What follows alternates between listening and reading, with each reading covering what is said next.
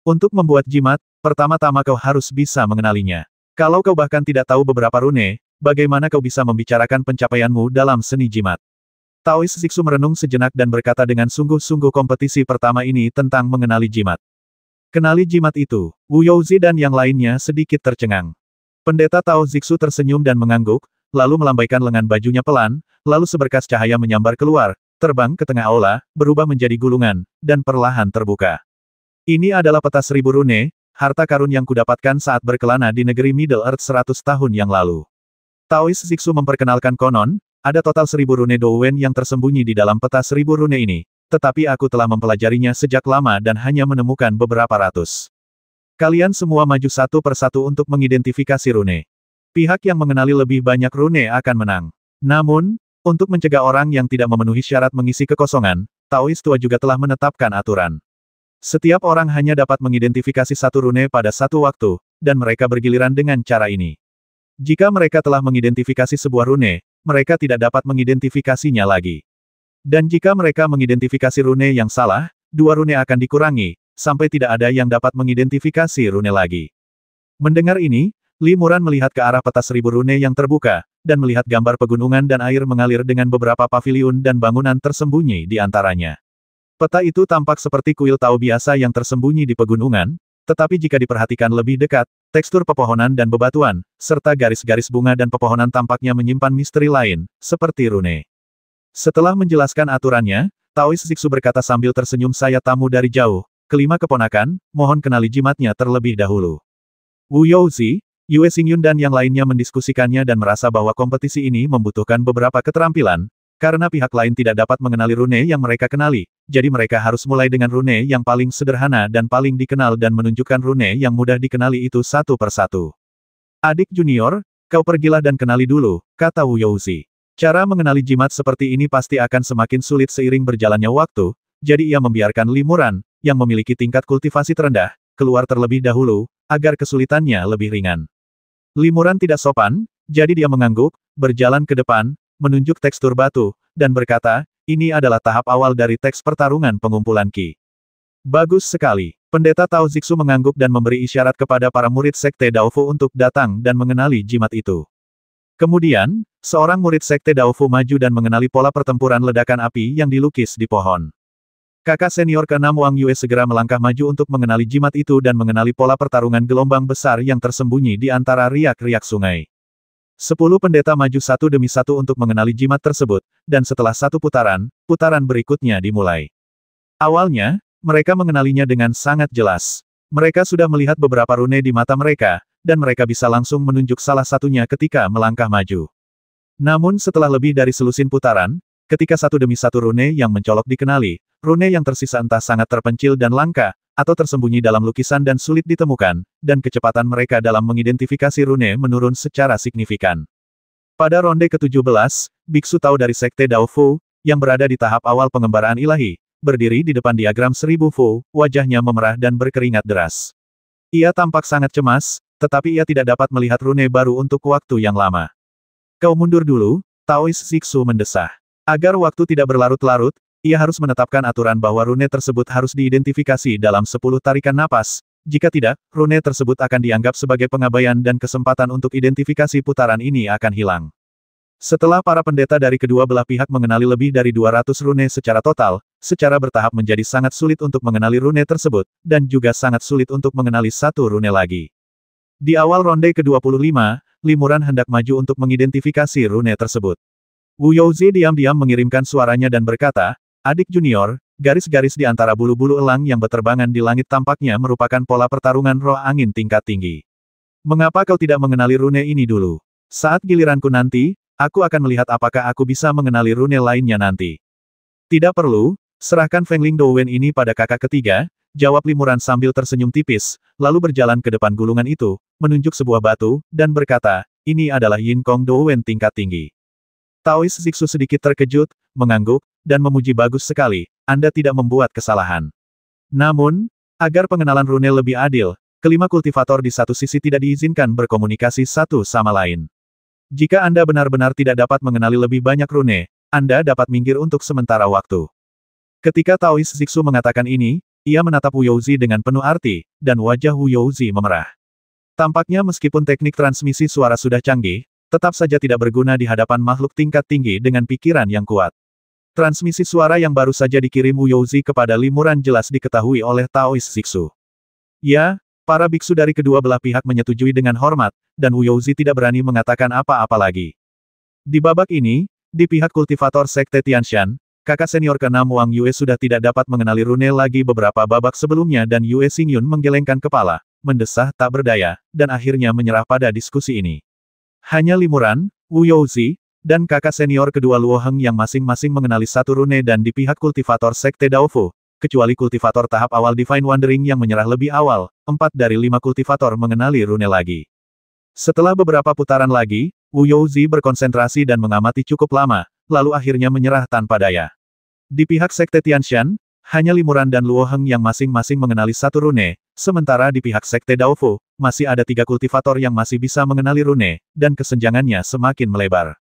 Selama ronde ke-30, Luo Heng juga menggelengkan kepalanya, yang menunjukkan bahwa ia tidak dapat mengenali rune apapun lagi namun, saat ini, satu-satunya kultivator yang tersisa dari Sekte Tao Fu adalah Tao yang berada pada tahap akhir kenaikan ilahi.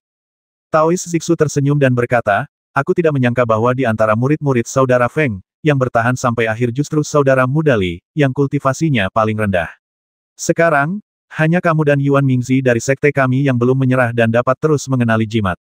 Kalian berdua dapat maju untuk mengenali jimat secara bergantian, dan waktu untuk setiap pengenalan akan diperpanjang menjadi 30 tarikan napas.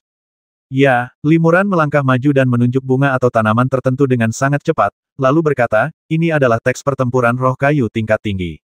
Ah, seru Wu Youzi terkejut sekaligus gembira, memang ini adalah kitab pertarungan roh kayu, tetapi kitab pertarungan ini telah sedikit diubah, dan tidak persis sama dengan kitab pertarungan roh kayu pada umumnya, dan tersembunyi dalam beberapa baris yang berantakan. Aku tidak menyangka murid muda ini benar-benar memiliki mata yang tajam sebelumnya. Yue Xingyun dan Wang Yue juga sangat senang. Bahkan Luo Heng, kakak kedua yang biasanya pendiam dan serius, mengangguk sambil tersenyum, menunjukkan persetujuan yang besar. Rune roh kayu bukanlah rune yang terlalu asing. Para kultivator ini telah melihat rune ini sampai batas tertentu. Namun, rune ini memiliki banyak varian. Rune yang muncul di gulungan hanyalah salah satunya, dan ditutupi oleh garis-garis lain. Oleh karena itu, kecuali Anda sangat familiar dengan rune ini, sulit untuk melihatnya. Namun, begitu seseorang menunjukkannya, rune ini mudah dikenali. Mereka yang memahaminya akan langsung tahu bahwa Limuran tidak salah. Benar saja, Taoist Siksu mengangguk, menunjukkan bahwa Limuran telah menjawab dengan benar, dan meminta Yuan Mingzi, seorang pendeta Tao di tahap akhir Senyu dari Sekte Daofu, untuk datang dan mengenali jimat tersebut. Yuan Mingzi berdiri di depan diagram 1000 jimat sejenak, mengamatinya dengan saksama tanpa bergerak. Ketika waktu hampir habis, ia akhirnya menunjuk ke sebuah batu dan berkata, Douwen pembelah bumi tingkat tinggi. Wu Youzi dan yang lainnya tiba-tiba merasa tertekan dan menyesal. Mereka tahu rune penghancur bumi, jadi mengapa mereka tidak mengenalinya? Mereka tidak menyangka Yuan Mingzi bisa mengenali rune itu lagi. Mereka bertanya-tanya apakah adik mereka masih memiliki kemampuan ini. Limuran melangkah maju, menunjuk ke bagian tertentu dari gulungan itu tanpa berpikir, dan berkata teks pertarungan jiwa yang membara. Taoist Siksu terkejut. Skrip pertarungan pembakar jiwa ini adalah rune kuno yang sangat langka. Adik muda Li benar-benar mengenalinya. Limuran menjawab saya suka membaca berbagai buku kuno. Saya pernah melihat beberapa rune kuno dan kebetulan mengenali teks pertarungan pembakar jiwa ini. Setelah mengatakan ini, Limuran minggir tanpa menunjukkan ekspresi apapun. Padahal, di matanya, masih banyak rune pada gulungan itu yang belum teridentifikasi. Bagaimanapun, Limuran pertama kali memperoleh slip giok rune dari Taoist Changxia, yang mencatat lebih dari 1000 tahun upaya rune Sekte Yuanfu. Jenis-jenis rune yang sangat lengkap, yang membuat pengetahuannya tentang rune jauh melampaui para kultivator periode Senyu biasa. Belum lama ini, ia memperoleh lebih banyak informasi rune tingkat tinggi dari perikian Huan yang misterius, termasuk banyak rune kuno yang sangat langka dan bahkan telah hilang. Meskipun ia belum sempat mempelajari informasi ini satu persatu, jumlah jenis rune yang telah ia lihat sudah sangat mencengangkan. Yuan Mingzi, giliranmu lagi, kata Taoist Siksu. Yuan Mingzi mengikuti instruksinya dan melangkah maju, mengerutkan kening. Ia berdiri di depan gulungan itu cukup lama, lalu akhirnya menghela napas dan berkata, Guru, untuk saat ini saya belum bisa mengenali rune lagi. Anda telah mengenali hampir 300 rune, sungguh luar biasa, puji Taoist Siksu, tanpa ada niat menyalahkan murid-muridnya.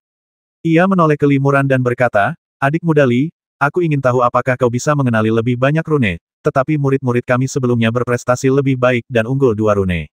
Kau perlu mengenali 3 rune berturut-turut untuk membalikkan keadaan dan melampaui murid-murid kami secara keseluruhan."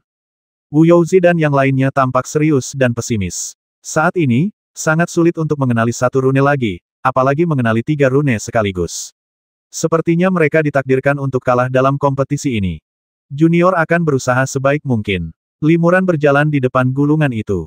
Dia ragu sejenak, lalu menunjuk ke 3 tempat dan berkata, "Ini adalah teks pertarungan pengembalian jiwa, teks pertarungan pemberian dewa, dan teks pertarungan bulan bersinar." Wu Youzi mengerutkan kening ketika mendengar ini, berpikir bahwa adik junior ini pasti sedang membuat tuduhan acak dan mencoba peruntungannya. Teks pertarungan kebangkitan jiwa dan teks pertarungan yang dianugerahkan dewa memang bagus, tetapi dia bahkan belum pernah mendengar tentang teks pertarungan Hu Yue. Tak disangka, saat pendeta Tao Zixu mendengar ini, raut wajahnya sedikit berubah, dan dia jelas terkejut. Ia terdiam sejenak, lalu berkata dengan nada terkejut yang sulit disembunyikan, "Saudara muda Li memang sangat berpengetahuan. Ia tidak membuat kesalahan apapun dalam mengidentifikasi ketiga rune ini." Semua orang menarik napas dalam-dalam setelah mendengar ini. Baiklah, pertandingan pertama akan dimenangkan oleh murid di bawah bimbingan Saudara Feng. Pendeta Tao Zixu mengangguk dan tak kuasa menahan diri untuk menatap Limuran lagi. Wu Youzi dan yang lainnya juga terkejut sekaligus senang. Tatapan mereka terhadap Limuran tidak lagi mengandung penghinaan atau rasa rendah diri. Pada kompetisi pertama, tidak disangka bahwa hasilnya justru diputuskan oleh seorang kultivator dengan tingkat kultivasi terendah pada tahap awal pengembaraan ilahi. Meskipun muridnya kalah dalam kompetisi pertama, Tao Zixu tampak sangat murah hati. Ia tetap tersenyum dan tidak menunjukkan kemarahan atau rasa bersalah sama sekali. Ia mengumumkan, kompetisi putaran kedua adalah tentang menggambar jimat. Saya punya roda jimat di sini, yang merupakan alat ajaib yang sangat unik. Silakan gunakan pena jimat untuk menggambar lingkaran di atasnya. Setiap kali Anda menggambar lingkaran, kekuatan tak terlihat yang Anda hadapi akan semakin besar. Siapapun yang dapat menggambar lingkaran terbanyak akan memiliki kemampuan menggambar jimat yang lebih kuat. Anda menunggu 10 orang untuk datang dan mencoba satu persatu. Siapapun yang menggambar lingkaran terbanyak akan mewakili kemenangan putaran kedua ini. Limuran berpikir dalam hati, jika aku menggunakan cahaya cermin perunggu untuk menyinari pelat jimat ini terlebih dahulu, bukankah mungkin aku bisa menggambar lingkaran sebanyak yang aku mau? Saat membuat jimat, terutama saat menggambar karakter pertarungan tingkat tinggi, kekuatan tak terlihat yang dihadapi sangatlah kuat, yang juga merupakan salah satu kesulitan terbesar dalam pembuatan jimat. Setelah kertas jimat, jimat giok, dan bahan-bahan lain yang digunakan untuk membuat jimat terkena cahaya cermin perunggu misterius dalam jangka waktu tertentu, kekuatan tak terlihat tersebut akan melemah atau bahkan menghilang. Oleh karena itu, Limuran percaya bahwa selama ia menggunakan cahaya cermin perunggu untuk menyinari cakram jimat bundar ini, kekuatan tak terlihatnya akan sangat berkurang. Namun, dia tentu tidak akan melakukan itu di depan semua orang. Kali ini, Yue Xingyun mengajukan diri untuk menjadi orang pertama yang mencoba, dan ia akhirnya menggambar 11 lingkaran. Lumayan, puji Taois Zixu, kau bisa menggambar 11 lingkaran, jadi jimat vitalitas bintang 4 dan jimat naga api perantara pasti tidak masalah bagimu. Yue Xingyun mengangguk setelah mendengar ini, tetapi diam-diam terkejut dalam hatinya, apa yang dikatakan pihak lain itu sepenuhnya benar, ternyata ujian jimat roda semacam ini benar-benar dapat menunjukkan tingkat kemampuan membuat jimat setiap orang. Wu Youzi mencoba dan menggambar 12 lingkaran, sedikit lebih tinggi dari Yue Xingyun. Kakak senior ke-6, Wang Yue, hanya menggambar 10 lingkaran, dan wajahnya memerah serta merasa sedikit malu.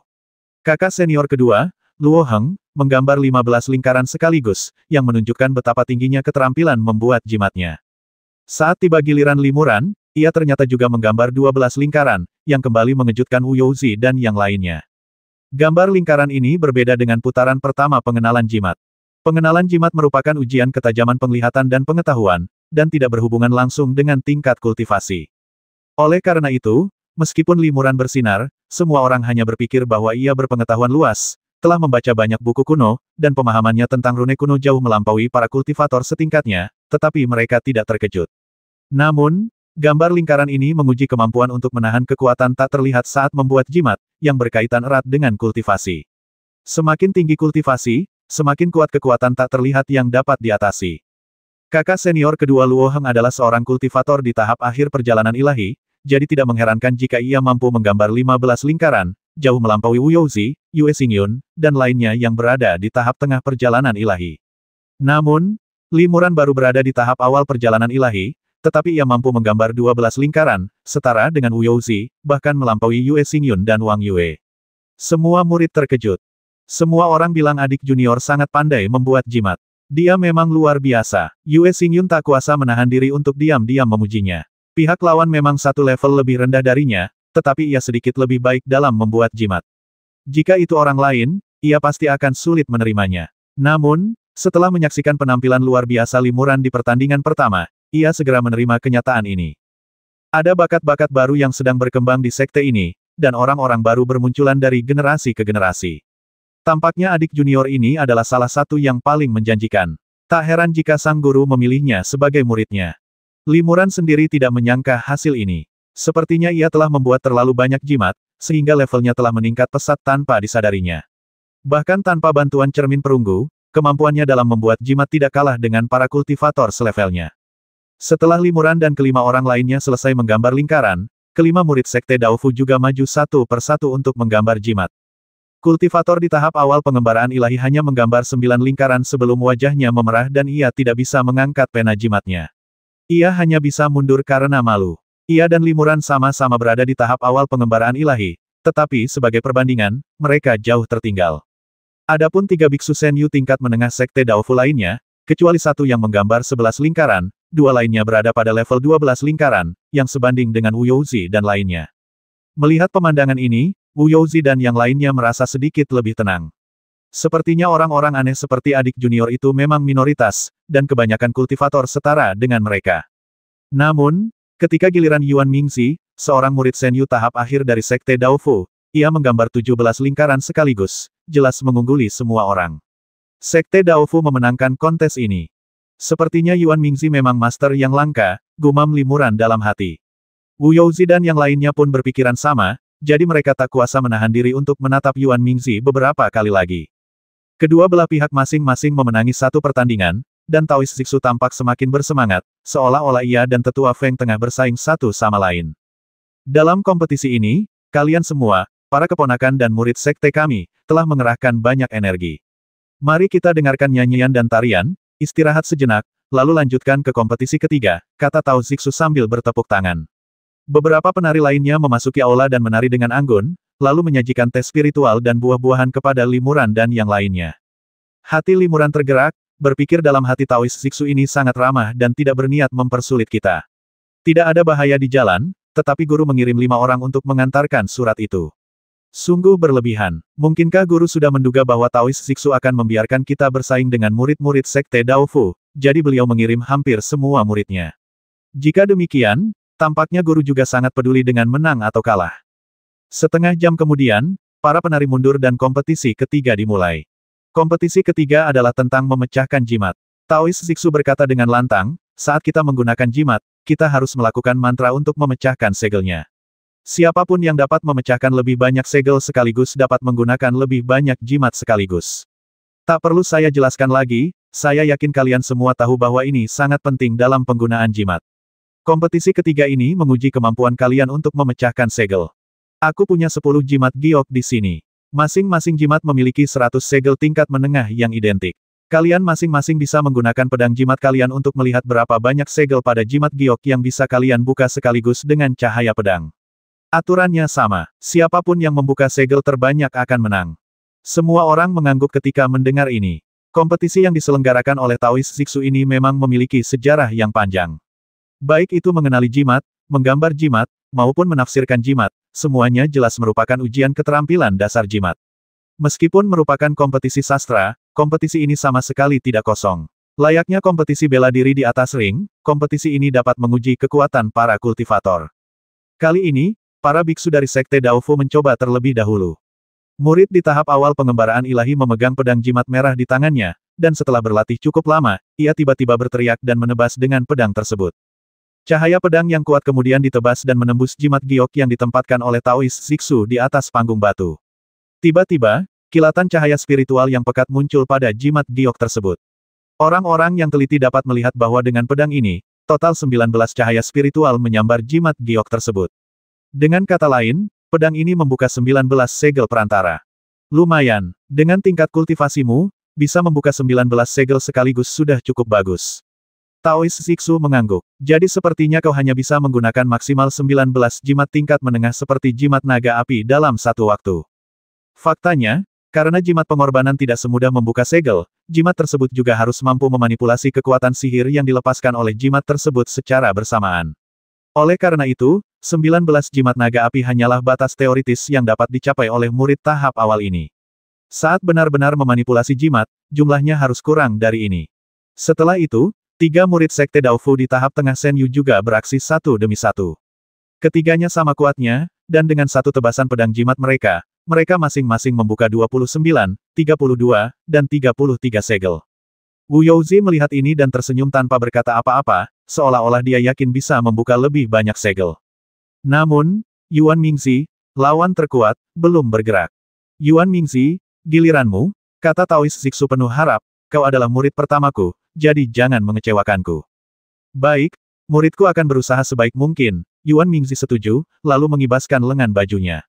Dengan suara seperti auman naga, sebuah pedang kayu berwarna kuning muda melesat keluar dan tersangkut di tangannya. Kayu raungan naga limuran tergerak. Bahan pedang jimat yang digunakan pihak lain adalah kayu raungan naga yang terkenal. Pedang jimat ini layak disebut pedang raungan naga. Tekstur kayu raungan naga sangat kompleks, seperti rune alami yang kompleks. Kayu ini secara alami penuh dengan spiritualitas yang kuat dan merupakan bahan baku terbaik untuk membuat pedang jimat tingkat atas.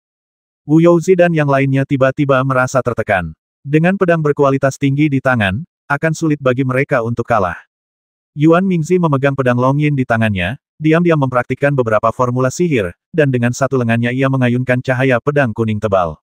Cahaya pedang itu masuk ke dalam jimat giok, dan tiba-tiba sebuah cahaya cemerlang menyambar permukaan jimat giok tersebut, yang bertahan selama satu tarikan napas penuh.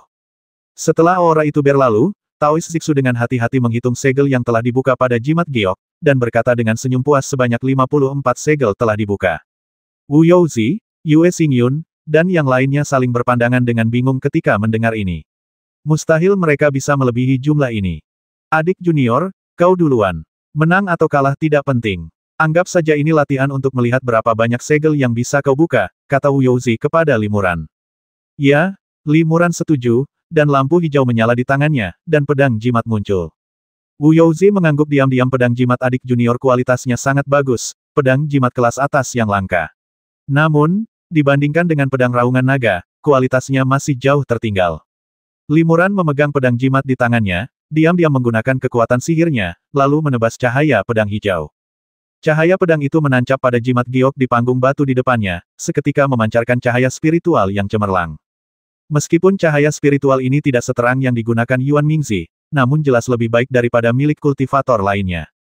Taoist Zixu tertegun, menghitung dengan cermat, dan bergumam saudara muda Li benar-benar membuka 40 segel. Apakah saudara muda Li benar-benar berada di tahap awal kenaikan ilahi? Mengapa kemampuannya dalam menggambar dan menguraikan jimat jauh lebih baik daripada kultivator tahap awal kenaikan ilahi rata-rata, dan bahkan sedikit lebih baik daripada kultivator tahap tengah kenaikan ilahi rata-rata? Taoist Zixu menatap Limuran dan bertanya dengan bingung. Haha, senior, kau tidak tahu ini. Yue Xingyun berkata, ketika adik juniorku berada di tahap Qi dan Meridian, dia terkenal di sekte kami karena keahliannya dalam membuat dan menggunakan jimat. Setelah dia naik ke tahap Senyu, dia membuat kemajuan pesat. Oleh karena itu, dalam hal pencapaian jimat, kultivator tahap awal Senyu biasa tidak dapat dibandingkan dengan adik juniorku sama sekali. Taoist Zixu berkata dengan enggan, Sekte Tianshan memang sekte yang terkenal, dengan banyak murid yang luar biasa. Kali ini, Saudara Feng telah menemukan harta karun, tidak heran mereka mengirim Saudara muda Li untuk menjadi utusan ke sekte kita. Senior, Anda bercanda, soal pencapaian dalam seni jimat, bagaimana mungkin kami, para junior, bisa dibandingkan dengan Saudara Yuan Ming?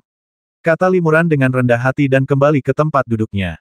Taoist Zixu menghela napas, Yuan Mingzi memang murid kesayanganku, tapi aku khawatir alasan dia mengalahkanmu hari ini terutama karena kultivasinya 2 alam lebih tinggi darimu.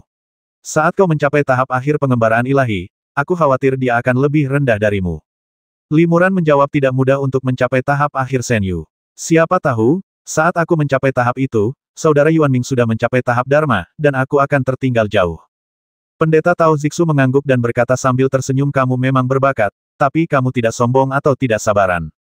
Jarang sekali. Keponakan-keponakan yang lain, kamu juga bisa mencobanya. Ya, Wu Youzi dan yang lainnya setuju. Wang Yue dan Yue Xingyun sama-sama membuka lebih dari 30 lapis segel dengan satu pedang, tetapi Wu Youzi membuka 42 lapis, yang tampaknya menunjukkan bahwa ia memang cukup berpengalaman dan berbakat di bidang ini. Jika ia maju ke tahap akhir pengembaraan ilahi dan menggunakan pedang raungan naga, ia mungkin bisa menandingi Yuan Mingxi.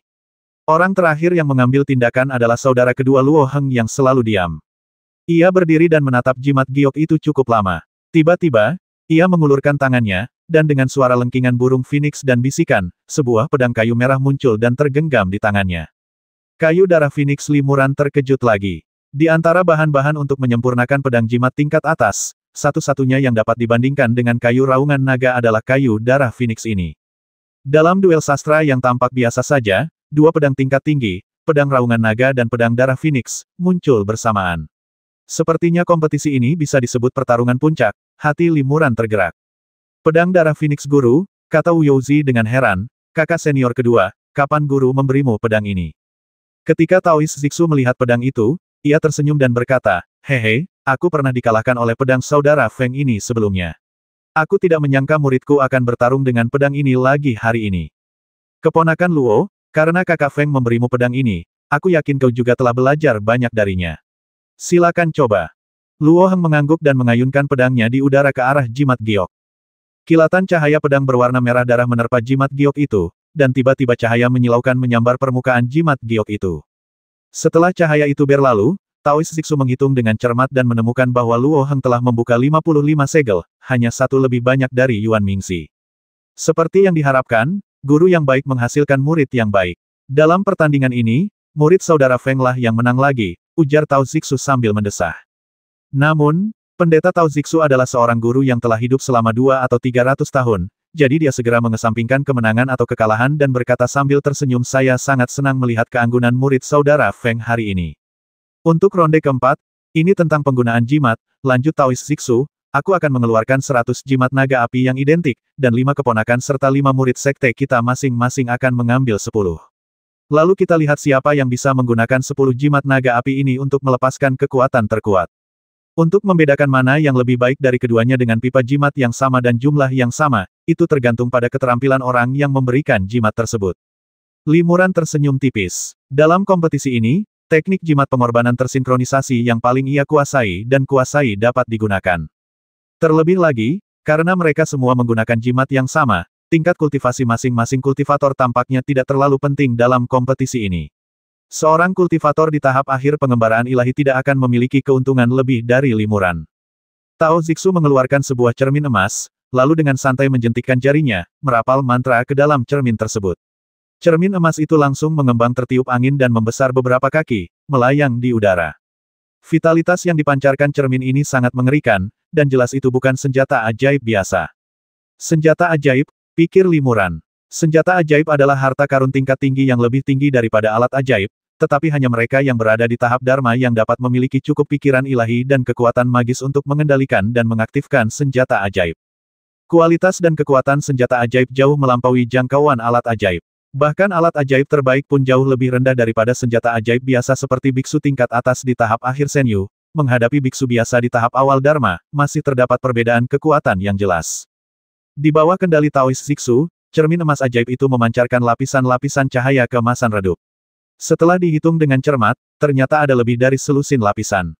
Taois Zixu berkata kalian bersepuluh akan menggunakan 10 jimat naga api untuk menyerang cahaya keemasan satu demi satu. Siapapun yang dapat menghancurkan lebih banyak lapisan cahaya keemasan akan menang.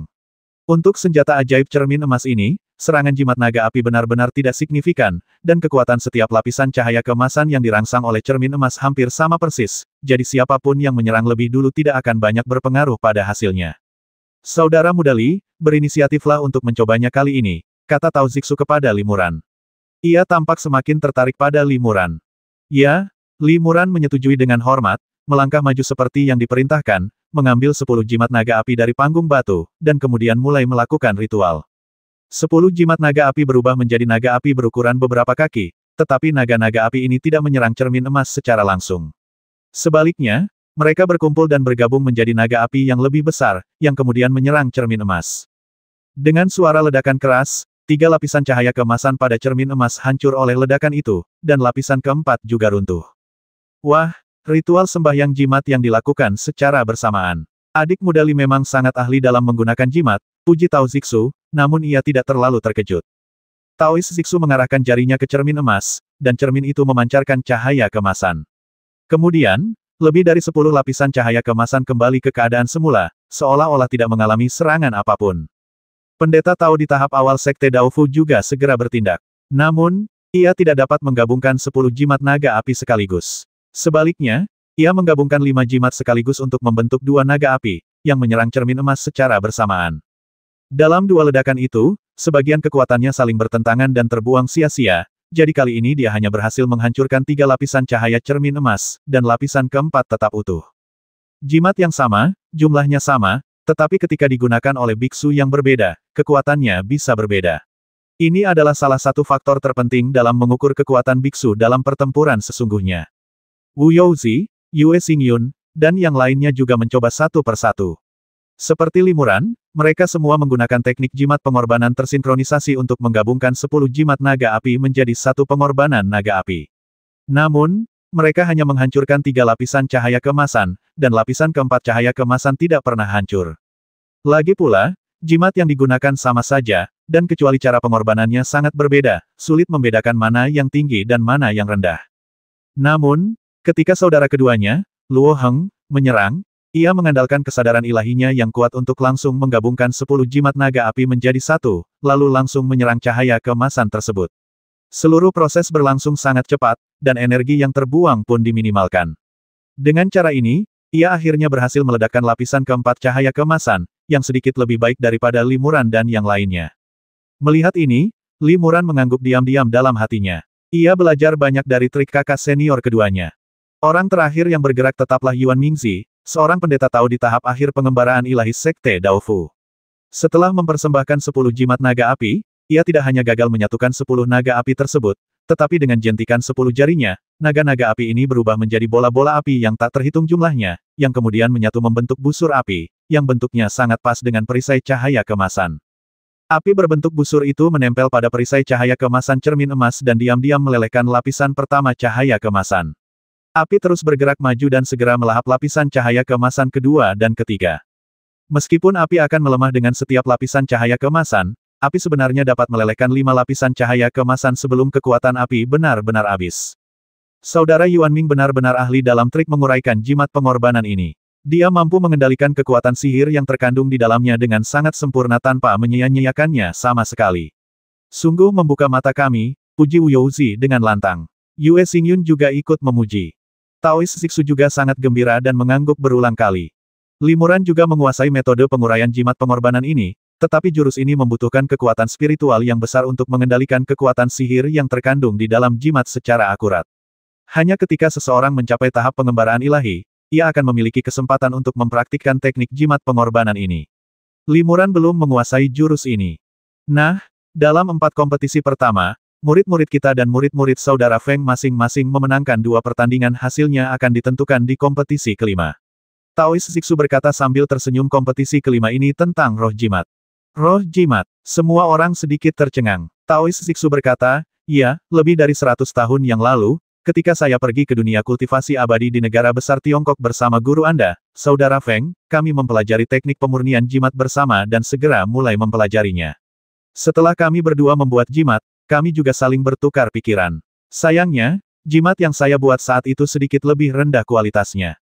Di babak final ini, kalian masing-masing akan menggunakan roh jimat terbaik kalian, dan biarkan roh-roh jimat ini bertarung satu sama lain untuk melihat siapa yang telah memurnikan roh jimat terkuat. Roh jimat Wu Youzi tiba-tiba tampak khawatir, dan bergumam kepada beberapa rekan magangnya, dulu aku hanya mencobanya sebentar, lalu menyerah. Aku belum pernah menghabiskan waktu dan tenaga sebanyak ini untuk mempelajarinya. Roh-roh jimat yang kumurnikan hanya digunakan untuk menjaga gua, dan mereka sama sekali tidak berdaya untuk melawan. Bukan hanya dia, tetapi juga saudara keduanya Luo Heng menggelengkan kepalanya, mengatakan bahwa dia belum memurnikan roh jimat yang kuat. Wang Yue, yang berada di peringkat ke-6, juga mengerutkan kening dan berkata, saya hanya memurnikan beberapa roh jimat tingkat rendah, yang paling tinggi hanya dapat mengerahkan kekuatan seorang kultivator di tahap Qi dan Meridian.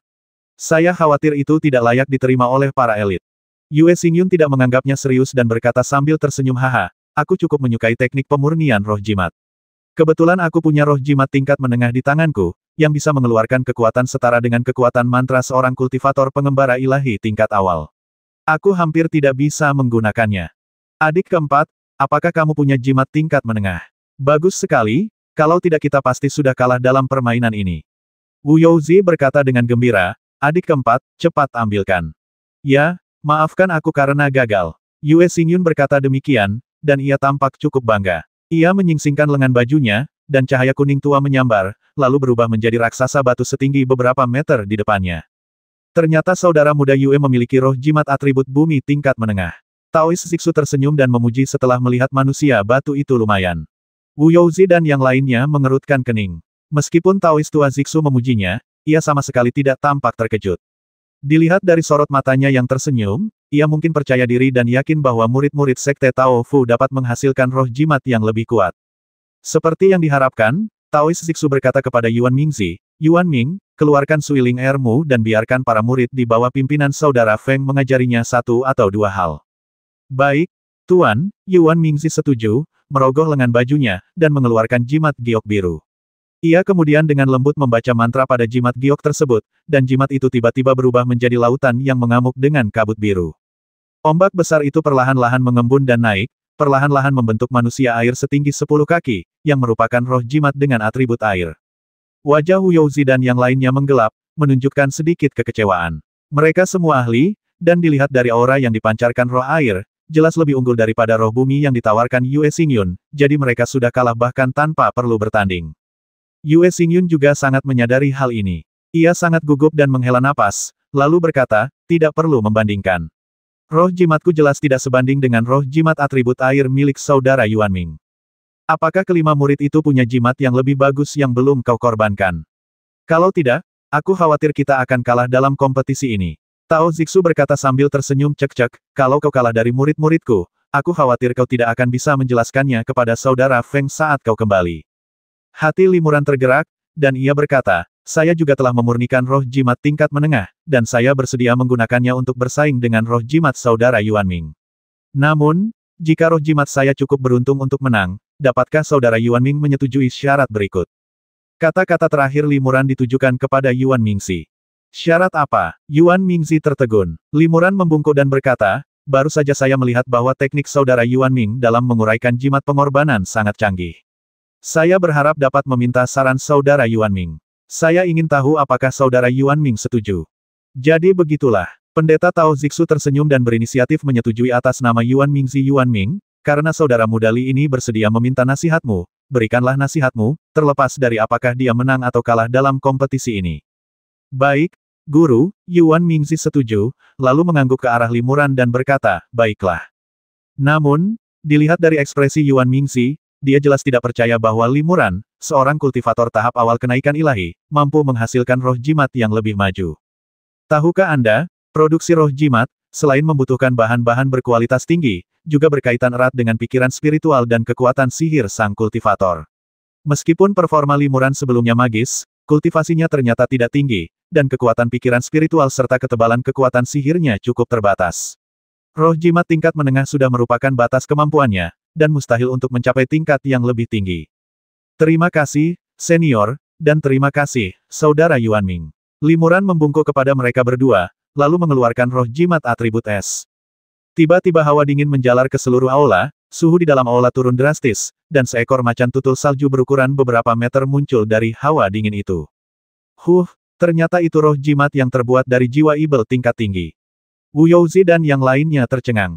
Mereka semua tahu bahwa menggunakan jiwa ibel untuk menyempurnakan jimat membutuhkan penggambaran teks pertempuran yang lebih rumit, yang lebih sulit dan membutuhkan keterampilan yang lebih tinggi dalam membuat jimat. Dan itu adalah roh jimat dengan atribut es. Yue Xingyun tertegun dan samar-samar menebak sesuatu.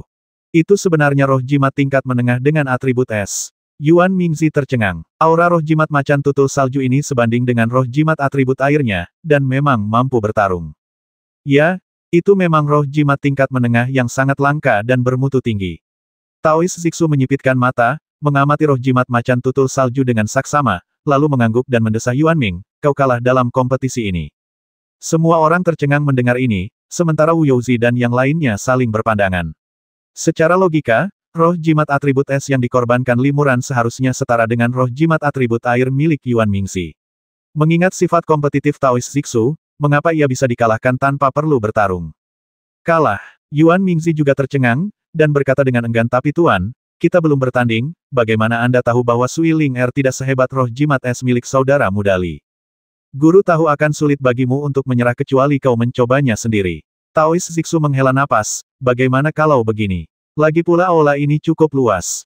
Kau bisa memberi ruang bagi dua roh jimat untuk bertanding dan kau akan tahu. Saudara muda Li, apa kau keberatan? Ya, saya akan mengikuti instruksi Anda, Limuran menyetujui dengan segera. Semua orang mundur, dan di tengah aula, ada ruang kosong seluas lebih dari 100 kaki, dengan hanya dua roh jimat, Sui Ling Er dan Snow Leopard, yang tersisa. Tolong, tolong, Limuran dan Yuan Mingzi masing-masing mengepalkan tangan dan memberi hormat, lalu mulai mengendalikan roh jimat mereka sendiri. Roh air itu mengambil langkah pertama. Ia melambaikan tangannya yang besar dan benar-benar terbang keluar dari tubuh, berubah menjadi dua tombak air sepanjang 3 meter. Dengan momentum bersiul, ia menghantam roh macan tutul salju. Kekuatan yang terkandung dalam kedua tombak air ini hampir setara dengan teknik tombak air yang digunakan oleh seorang kultivator pengembara ilahi tingkat menengah. Jika seorang kultivator pengembara ilahi tingkat awal biasa bertemu dengan mereka, ia mungkin harus menghadapinya dengan panik sebelum dapat mengatasinya. Namun, macan tutul salju baru saja membuka mulutnya dan semburan kabut putih menyembur keluar, yang langsung menyebabkan suhu di aula turun kembali. Kabut putih menyelimuti area dalam radius 3 meter di depan macan tutul salju, dan dua tombak air yang ditembakkan ke arahnya menembus kabut putih tersebut. Adegan berikutnya mengejutkan semua orang.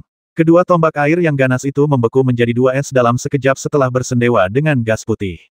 Kemudian, macan tutul salju mengetuknya dengan lembut dan keduanya pecah menjadi serpihan es yang tak terhitung jumlahnya. Tombak air ini tidak menunjukkan kekuatan apapun di hadapan macan tutul salju dan dengan mudah dihancurkan oleh roh macan tutul salju. Sungguh kekuatan dingin yang ekstrim. Wajah Yuan Mingzi berubah. Secara logis, setelah gerakan ini, Yuan Mingzi seharusnya menyadari bahwa roh jimat roh airnya tidak memiliki keunggulan dibandingkan roh jimat macan tutul salju lawan, dan seharusnya langsung mengakui kekalahan. Namun, Yuan Mingzi bukanlah orang yang mudah mengakui kekalahan. Ia mengerutkan kening, mengendalikan roh air, dan menggunakan jurus terkuat roh air. Roh air itu membuka mulutnya dan menghisap dengan liar. Tiba-tiba, uap air di udara sekitarnya tersapu ke dalam mulut roh air dalam embusan angin. Tubuh roh air itu membesar dan berubah menjadi gelombang raksasa setinggi beberapa puluh kaki, menerjang macan tutul salju. Tidak, teriak Taois Zixu dengan tergesa-gesa untuk menghentikannya, tetapi dia terlambat selangkah dan tidak sempat menghentikan Yuan Mingzi melakukan gerakan ini. Macan tutul salju melompat ke udara, menghadapi ombak yang datang, dan tiba-tiba cahaya putih keluar dari matanya. Cahaya putih itu tampak sangat redup, dan hanya setebal 1 inci, tetapi di bawah cahaya putih itu, gelombang raksasa yang ditransformasikan oleh roh air itu justru membeku sedikit demi sedikit, dan menyebar dengan cepat. Dalam sekejap, gelombang raksasa seperti patung es membeku di aula, tak bergerak. Yuan Mingzi terkejut. Ia tak pernah menyangka roh airnya akan dibekukan oleh roh jimat lawan hanya dalam 1 putaran. Dalam situasi ini, selama roh jimat macan tutul salju memanfaatkan situasi dan menamparnya, ia dapat menghancurkan gelombang beku dan menghancurkan roh jimat airnya. Namun, macan tutul salju itu tidak bergerak. Sebaliknya, Limuran menunjuknya dengan jarinya, dan macan tutul itu berubah menjadi gumpalan udara dingin lalu menghilang, berubah kembali menjadi jimat giok transparan. Terima kasih. Limuran membungkuk dan tersenyum kecil. Setelah ia mengumpulkan roh jimat macan tutul salju, gelombang beku perlahan mencair dari es, dan segera berubah menjadi jimat giok dan dikumpulkan oleh Yuan Mingzi. Terima kasih, saudara muda Li, atas belas kasihanmu. Yuan Mingzi melihat roh jimatnya sendiri dan mendapati bahwa roh jimatnya hanya mengalami kehilangan vitalitas yang besar dan membutuhkan banyak jimat vitalitas untuk memulihkannya. Tidak ada masalah lain. Ia merasa lega dan menghela napas lega. Ia juga cukup menyesali tindakan impulsifnya tadi. Jika roh jimat air, yang sulit dimurnikan, hancur seperti ini, ia akan menyesalinya untuk waktu yang lama.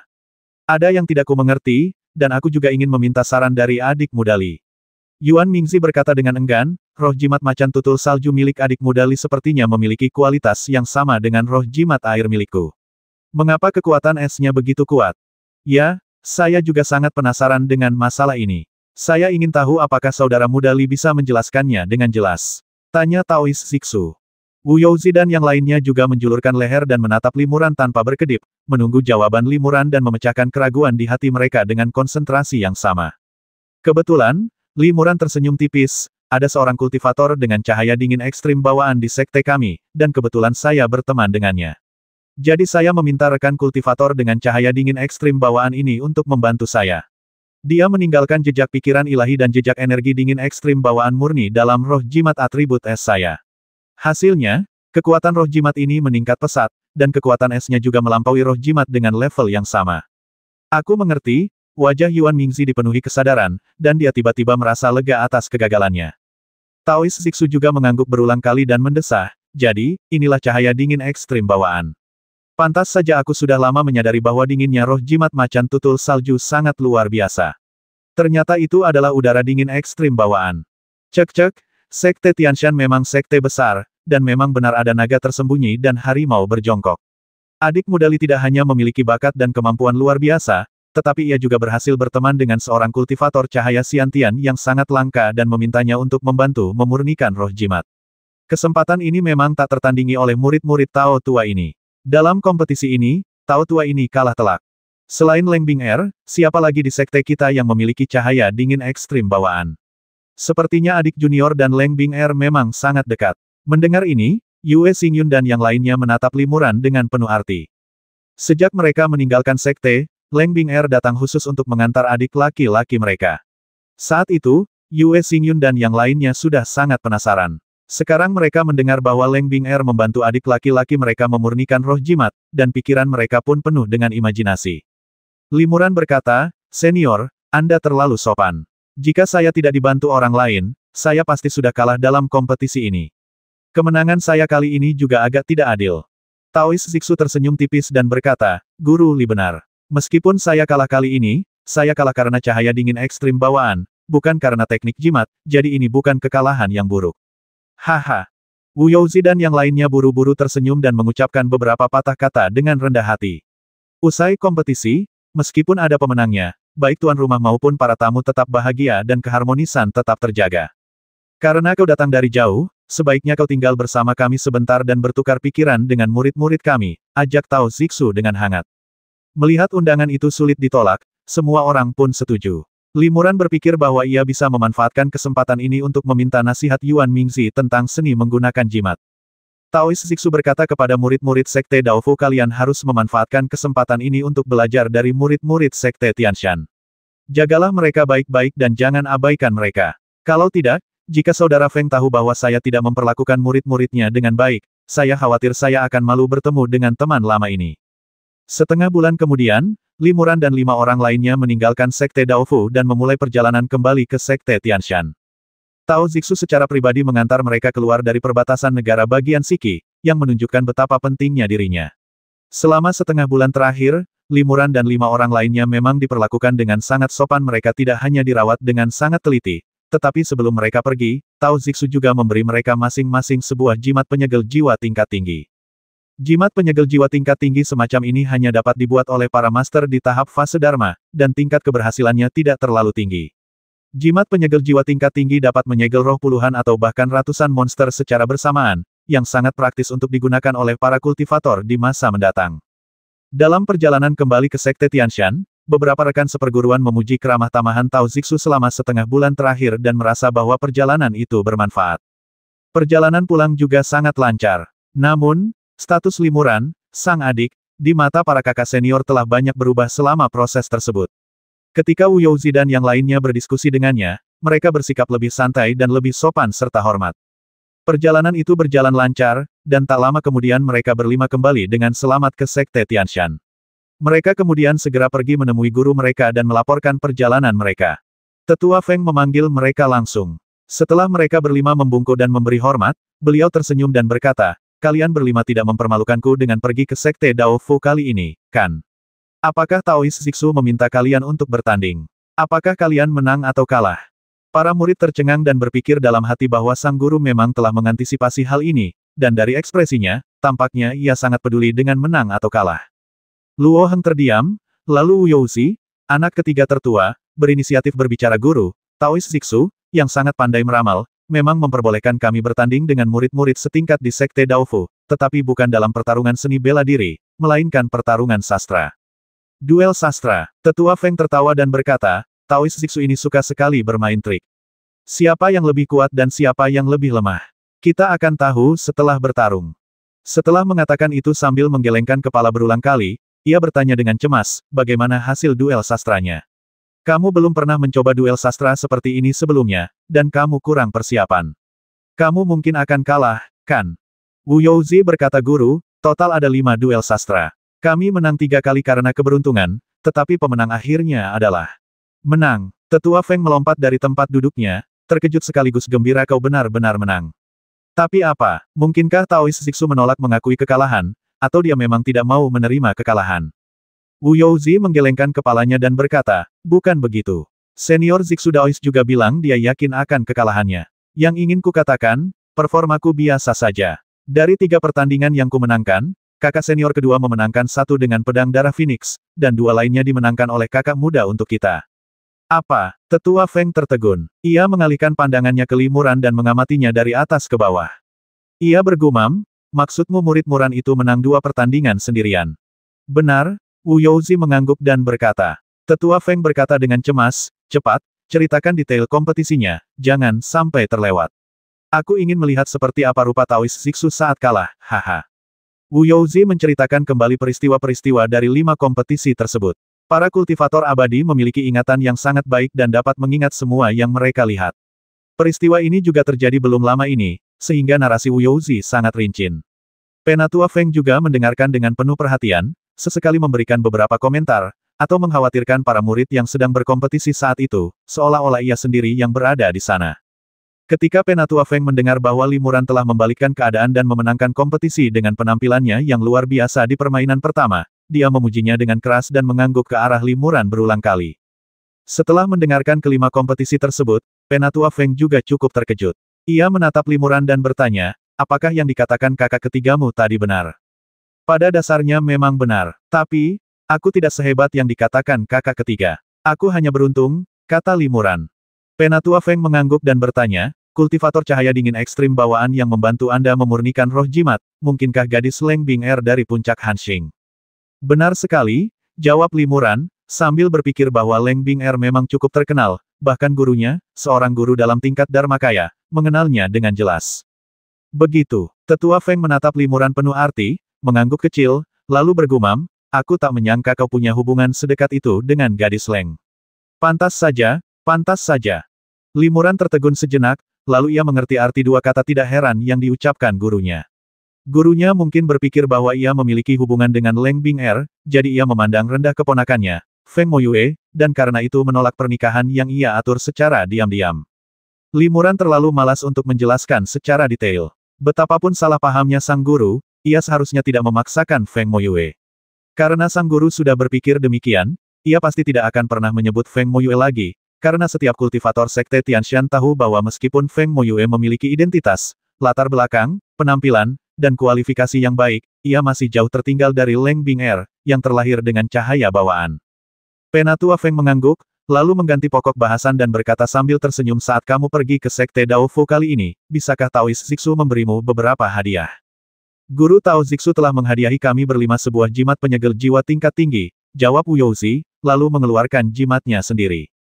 Penatua Feng melirik jimat itu, tersenyum pahit, dan berkata, karena aku sudah memberikannya kepadamu, terima saja. Tao Zixu ini sangat murah hati. Ketika murid-muridnya datang ke Sekte Tianshanku untuk bersujud, aku harus mengeluarkan banyak uang. Kalau tidak, aku akan bersikap kasar di hadapannya dan pasti akan diejek olehnya untuk sementara waktu. Para murid tertawa terbahak-bahak mendengar ini. Sang guru dan Tao Zixu benar-benar bersaing dalam segala hal, bahkan bersusah payah memberikan hadiah kepada murid-murid satu sama lain. Kalian semua boleh turun. Kami akan memberimu hadiah sekte nanti. Tetua Feng berkata, Muren, silakan tinggal. Ada yang ingin kukatakan. Baik, guru. Murid-murid lainnya pergi, hanya menyisakan Li Muran dan Tetua Feng di aula. Penatua Feng berkata, aku menerimamu sebagai muridku karena alasan egois lainnya. Aku yakin kau mengerti hal ini. Li Muran mengangguk, hatinya bergetar. Tuan kembali mengungkit masalah lama. Mungkinkah dia ingin memaksakan pernikahan lagi? Tetua Feng menghela napas, ini salah keluarga Fengku karena tidak bisa mempertahankanmu. Ini juga salah Mo Yue. Aku tidak cukup baik. Aku tidak pantas untukmu. Karena kau dekat dengan gadis dingin itu, aku tidak akan membahas masalah ini lagi untuk mempermalukanmu. Terima kasih, Guru. Limuran merasa lega. Penatua Feng melanjutkan, sejujurnya, sejak kau menolak Mo Yue, aku telah memperlakukanmu sebagai muridku dan tidak terlalu banyak membimbing atau memperhatikanmu. Namun, kau telah berhasil menonjol dan memenangkan kompetisi untukku kali ini, jadi wajar saja aku akan memandangmu dengan pandangan baru. Mulai sekarang, kau adalah muridku yang sebenarnya, dan aku akan memperlakukanmu seperti murid-murid lainnya. Kuharap kau tidak keberatan dengan apa yang terjadi sebelumnya. Baik. Murid memberi hormat kepada guru. Limuran kembali melakukan upacara penghormatan kepada gurunya. Tetua Feng mengangguk sambil tersenyum. Setelah Limuran memberi hormat, ia secara pribadi membantunya berdiri. Mereka berdua paham bahwa pemagangan kali ini benar-benar berbeda dari pemagangan sebelumnya. Muren, kau telah tampil sangat baik kali ini. Gurumu akan menghadiahimu dengan sangat baik. Tetua Feng tampak sedang dalam suasana hati yang sangat baik. Ia mengelus jenggotnya, berpikir sejenak, dan akhirnya berkata, baiklah, karena kau sangat tertarik pada rune kuno dan telah mempelajarinya secara mendalam, gurumu akan memberimu diagram 1000 rune. Diagram 1000 jimat, apakah guru juga punya? Limuran terkejut. Tetua Feng mengeluarkan sebuah gulungan dari lengan bajunya dan menyerahkannya kepada Limuran, sambil berkata, peta 1000 jimat ini adalah harta karun yang guru dan Tao Zixu dapatkan secara kebetulan saat kami berkelana di dunia abadi negeri Middle Earth. Konon ada beberapa salinan peta ini, tetapi semuanya persis sama. Kami mendapat 2 salinan tahun itu, jadi masing-masing mendapat 1. Setelah kami mendapatkan peta 1000 rune, kami mempelajarinya cukup lama, tetapi kami hanya mengenali beberapa ratus rune. Masih banyak rune yang belum kami kenali. Kurasa semuanya rune kuno yang telah lama hilang. Awalnya, kami sangat tertarik dengan diagram 1000 jimat ini dan mempelajarinya siang dan malam. Tapi saya sudah lama tidak mempelajarinya, jadi mengapa tidak memberikannya kepada Anda? Meskipun diagram 1000 rune ini mengklaim memiliki 1000 rune, tidak ada yang tahu berapa jumlah sebenarnya. Jika kalian tidak dapat menemukan lebih banyak rune, jangan buang waktu terlalu lama untuk mempelajarinya, agar tidak menunda latihan kalian. Tetua Feng menyerahkan gulungan itu kepada Limu dan memberikan instruksi lain. Terima kasih, Guru. Limuran dengan senang hati menerima gulungan itu. Menurut aturan sekte, setelah Limuran dan yang lainnya menyelesaikan misi guru ini, mereka umumnya tidak akan ditugaskan untuk melakukan tugas lain dalam waktu singkat, tetapi akan mencoba menugaskan tugas kepada biksu lain. Dengan demikian, setiap biksu perlu melakukan tugas, tetapi juga memiliki waktu istirahat tertentu. Maka Limuran kembali ke gua dan mulai mengatur latihan berikutnya. Dia memanggil Xiaobai keluar, lalu mengeluarkan senjata ajaib tripod kecil yang ditinggalkan oleh Peri Qianhuan. Limuran menyatukan kedua jarinya dan mengetuk tripod kecil itu. Tripod kecil itu langsung melayang ke udara dan mulai berputar. Pada saat yang sama, tubuhnya membesar dengan cepat dan menjadi sekitar 3 meter. Buka Limuran mengucapkan mantra lain, dan tutup kuali kecil itu pun terangkat. Kemudian, sebuah bola api kuning terbang keluar dari kuali kecil itu, berubah menjadi seukuran kaki, dan melayang di udara. Setelah bola api kuning itu terbang keluar dari kuali kecil, ia langsung melayang sendiri, mencoba mencari jalan keluar untuk terbang. Namun, ruangan sunyi ini telah diatur dengan berbagai batasan oleh Limuran, dan bola api kuning itu tidak punya cara untuk melarikan diri. Ini memang harta karun surga dan bumi yang langka. Hanya sedikit esensi api saja sudah mengandung sedikit spiritualitas, puji Limuran dalam hati. Bola api kuning ini memiliki asal-usul yang luar biasa. Ini adalah jejak esensi api yang diekstrak dari cahaya api kuning misterius yang diperoleh Peri Qianhuan dari harta karun tanah terlarang klan pasir. Meskipun hanya jejak, kekuatan yang terkandung di dalamnya tak terbayangkan oleh Limuran. Keempat tetua klan pasir bermaksud menggunakan api ini untuk membudidayakan serangga suci. Peri Qianhuan juga mengatakan bahwa api ini memiliki kekuatan magis yang sangat kuat, dan salah satu efeknya adalah dapat bermutasi dan memajukan makhluk roh serta serangga aneh. Xiaobai sudah memiliki cahaya amarah bawaan yang langka. Jika dia bisa menyerap api ini, dia mungkin bisa melangkah lebih jauh. Namun, api ini sangat langka. Jika aku memberikannya kepada Xiaobai untuk disempurnakan, aku akan kehilangan cara untuk menembus kemacetan di masa depan. Limuran mempertimbangkannya berulang kali, dan akhirnya memutuskan untuk memberikan jejak esensi api misterius ini kepada Xiaobai. Karena ia sendiri belum menghadapi tekanan dari hambatan metode kultivasinya, sementara Xiaobai telah terjebak di puncak level kedua untuk sementara waktu. Dengan potensi Xiaobai, jika ia dapat meningkatkan kultivasinya secara signifikan, itu akan sangat membantunya. Ia dan Xiaobai telah mengalami hidup dan mati berkali-kali selama bertahun-tahun. Pengalaman ini menjadikan Xiaobai bukan hanya makhluk spiritual di matanya, tetapi juga rekan dalam perjalanan panjang menuju keabadian. Xiaobai, apakah kamu takut dengan api ini? Limuran berkata kepada Xiaobai sambil tersenyum. Xiaobai sepertinya mengerti maksud Limuran.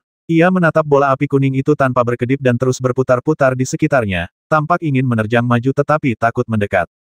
Namun, akhirnya ia meraung, melompat ke udara, membuka mulutnya dan menghisap bola api ke perutnya. Setelah itu, rambut Xiaobai berdiri tegak, matanya berubah merah seperti darah, dan dia terus melompat-lompat ke sana kemari di ruangan yang sunyi itu, seakan-akan dia telah memasuki keadaan amarah yang gila. Limuran juga tidak menganggapnya serius. Ia tahu betul bahwa Xiaobai terlahir dengan cahaya amarah. Di berbagai momen kritis dalam kultivasinya, ia seringkali meluapkan amarahnya. Dalam kondisi ini, potensi magis Xiaobai akan meningkat pesat, jadi ia tidak khawatir. Meskipun Xiaobai memiliki potensi luar biasa, bagaimanapun juga ia hanyalah binatang spiritual tingkat rendah. Kurasa butuh waktu lama baginya untuk menyerap dan menenangkan jejak api murni ini, pikir Limuran dalam hati. Setelah membawa Xiaobai ke ruang pembiakan hewan yang lebih besar, ia mengamatinya selama beberapa jam dan merasa lega setelah memastikan Xiaobai baik-baik saja. Saya harap api ini benar-benar ajaib seperti yang dikabarkan. Limuran mengucapkan hal ini dalam hatinya, lalu kembali ke kamarnya yang tenang tempat ia bermeditasi. Setelah beristirahat sejenak, Limuran mengeluarkan gambar 1000 jimat. 1000 rune, benarkah sebanyak itu?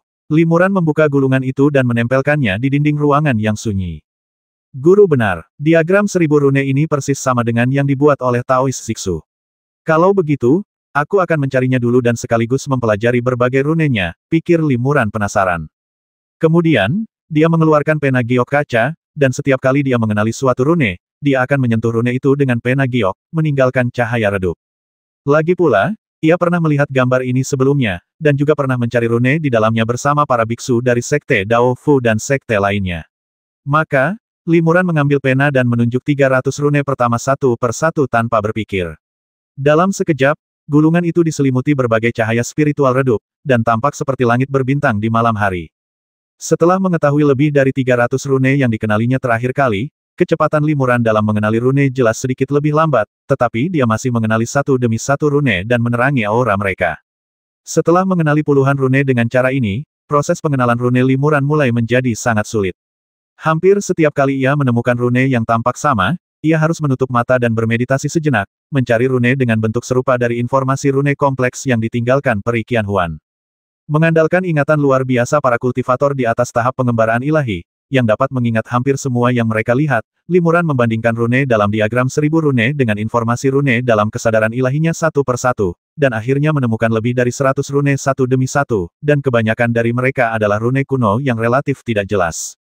Namun, Limuran juga mempelajari diagram 1000 jimat sepanjang hari dan semalam. Upaya ini tidak sia-sia. Setidaknya, ia memanfaatkan kesempatan ini untuk lebih memahami banyaknya informasi rune yang ditinggalkan Peri Qianhuan, tetapi ia tidak punya waktu untuk mempelajarinya satu per satu dengan saksama. Yang ke-600 sebenarnya adalah rune pertarungan hantu yang belum pernah terdengar. Jika rune semacam ini tidak tercatat dalam informasi yang ditinggalkan Peri Qianhuan, aku pasti tidak akan mengenalinya. Pada hari kedua, Limuran dengan lembut mengetuk seberkas cahaya spiritual di pohon di suatu tempat, lalu mengalihkan pandangannya dari diagram 1000 rune dan beristirahat sejenak. Tidak lama kemudian, ketika dia mengalihkan pandangannya lagi ke diagram 1000 simbol, dia menemukan bahwa hampir setiap tempat pada diagram itu diterangi oleh cahaya spiritual. Hanya 600. Limuran mengerutkan kening. Ini jauh dari 1000 rune. Aku telah mencari dengan sangat teliti, dan dengan bantuan informasi rune kuno yang ditinggalkan Peri Qianhuan, aku telah menemukan begitu banyak. Aku khawatir diagram 1000 rune hanyalah pepatah. Ini sama sekali tidak berlebihan seperti 1000 rune. Atau mungkin orang yang menciptakan peta 1000 rune itu adalah seorang master langka yang mengetahui lebih banyak rune daripada informasi yang ditinggalkan Peri Qianhuan, jadi aku tidak bisa menemukan semuanya, gumam Limuran. Namun, setelah dipikir-pikir lagi, ia merasa kemungkinan kedua sangat kecil. Lagi pula, kultivasi Peri Qianhuan tak terbayangkan, dan informasi rune yang ditinggalkannya mencatat ribuan rune, yang sebagian besar telah hilang. Kebanyakan master yang membuat bagan 1000 rune masih jauh dari mampu melakukan itu. Kalau bukan karena informasi yang kumiliki tentang rune itu tidak lengkap, maka masalahnya adalah aku belum menemukan metode yang digunakan sang guru untuk menyembunyikan 400 rune yang tersisa di dalam gulungan itu. Tapi, aku sudah memeriksa hampir semua garis dalam lukisan ini dengan saksama, dan menemukan hampir semua rune yang bisa ditemukan. Kalaupun ada yang terlewat, itu hanya beberapa. Bagaimana mungkin aku melewatkan 400 rune? Limuran menatap gambar 1000 simbol itu lagi, dan tiba-tiba sesuatu terlintas di benaknya. Ia bergumam, oh, benar. Selain berbagai garis yang menggambarkan pemandangan, ada juga area kosong yang luas pada gulungan ini. Sepertinya tidak ada lukisan di sini, tetapi mungkin ada misteri lain.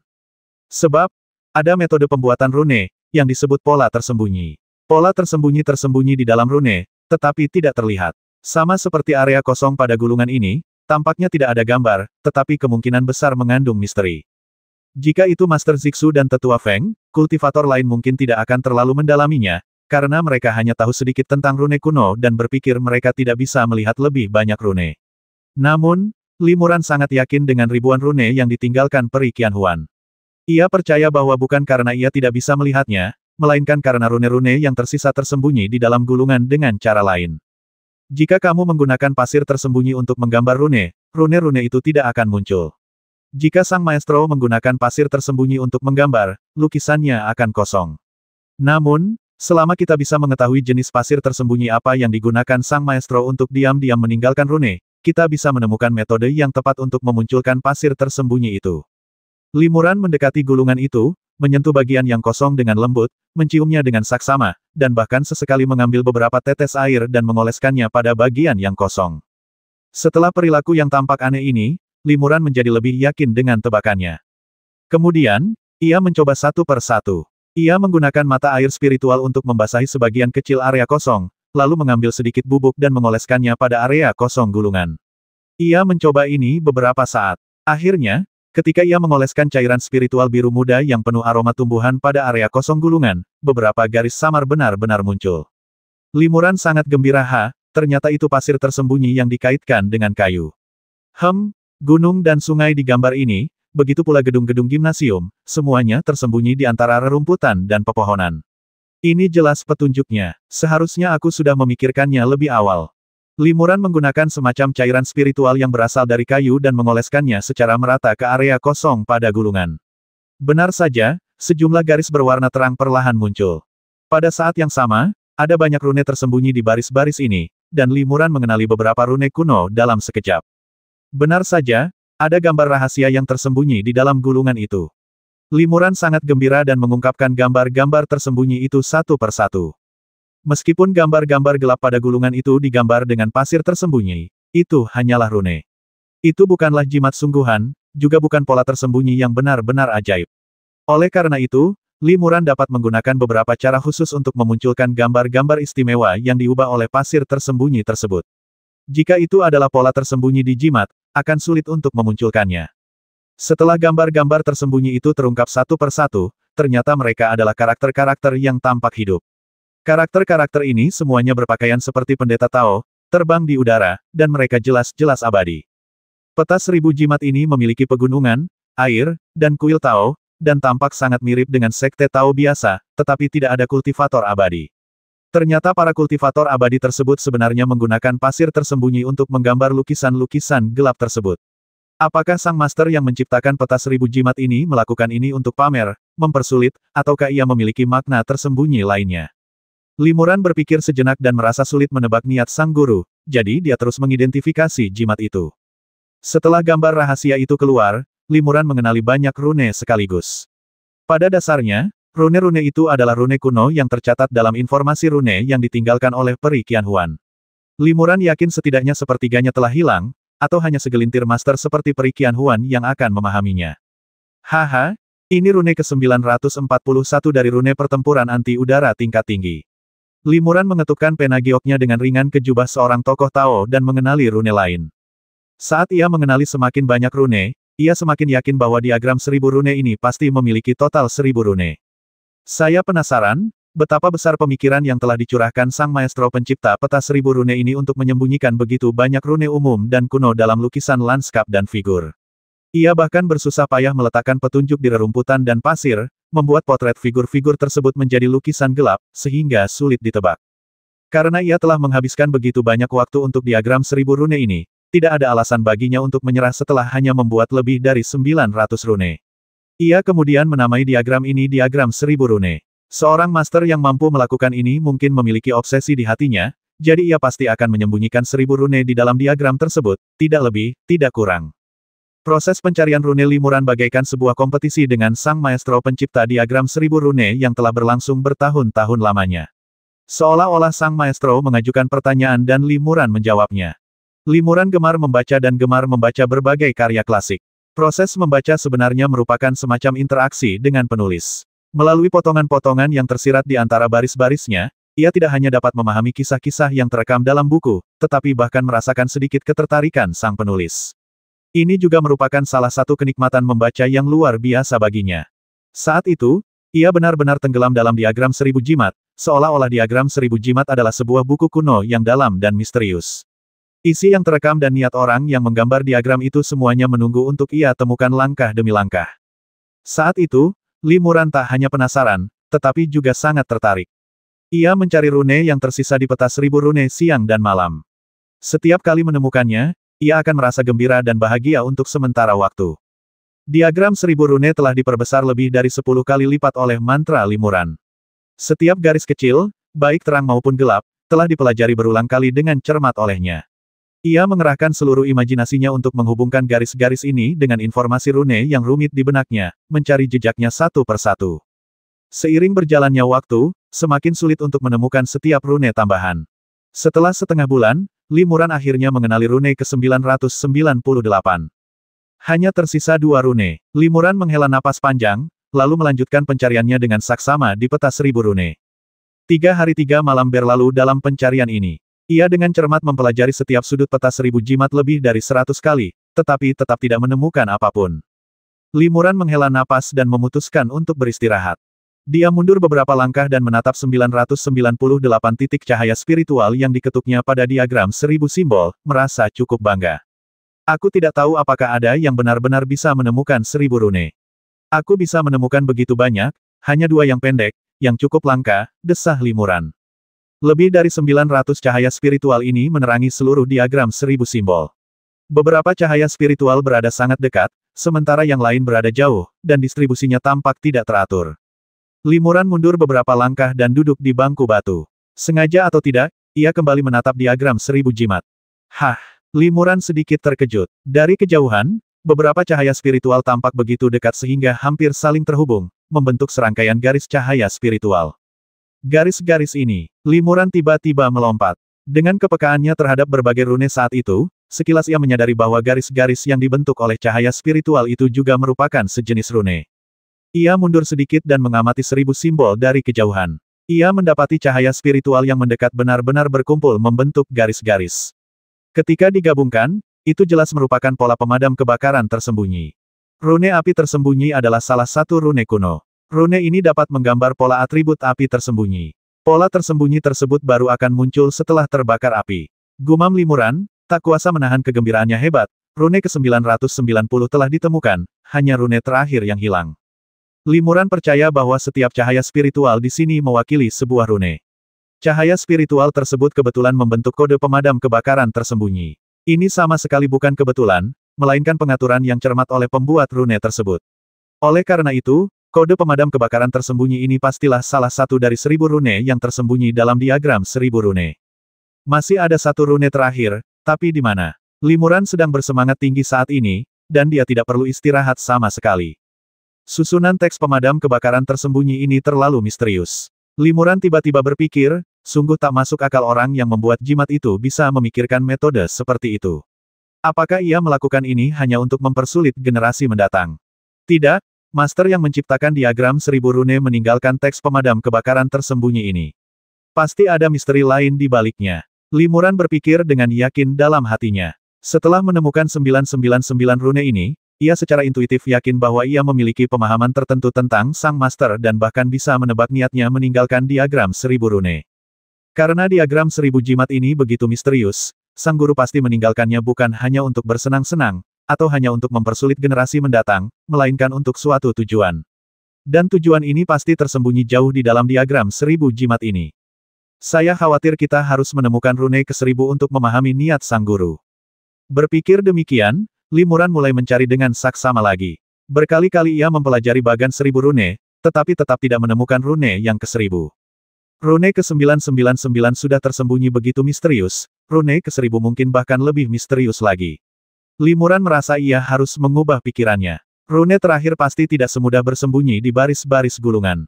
Tunggu sebentar, Limuran tiba-tiba mendapat ide rune ke-999 kebetulan adalah rune api tersembunyi, bukan rune lainnya.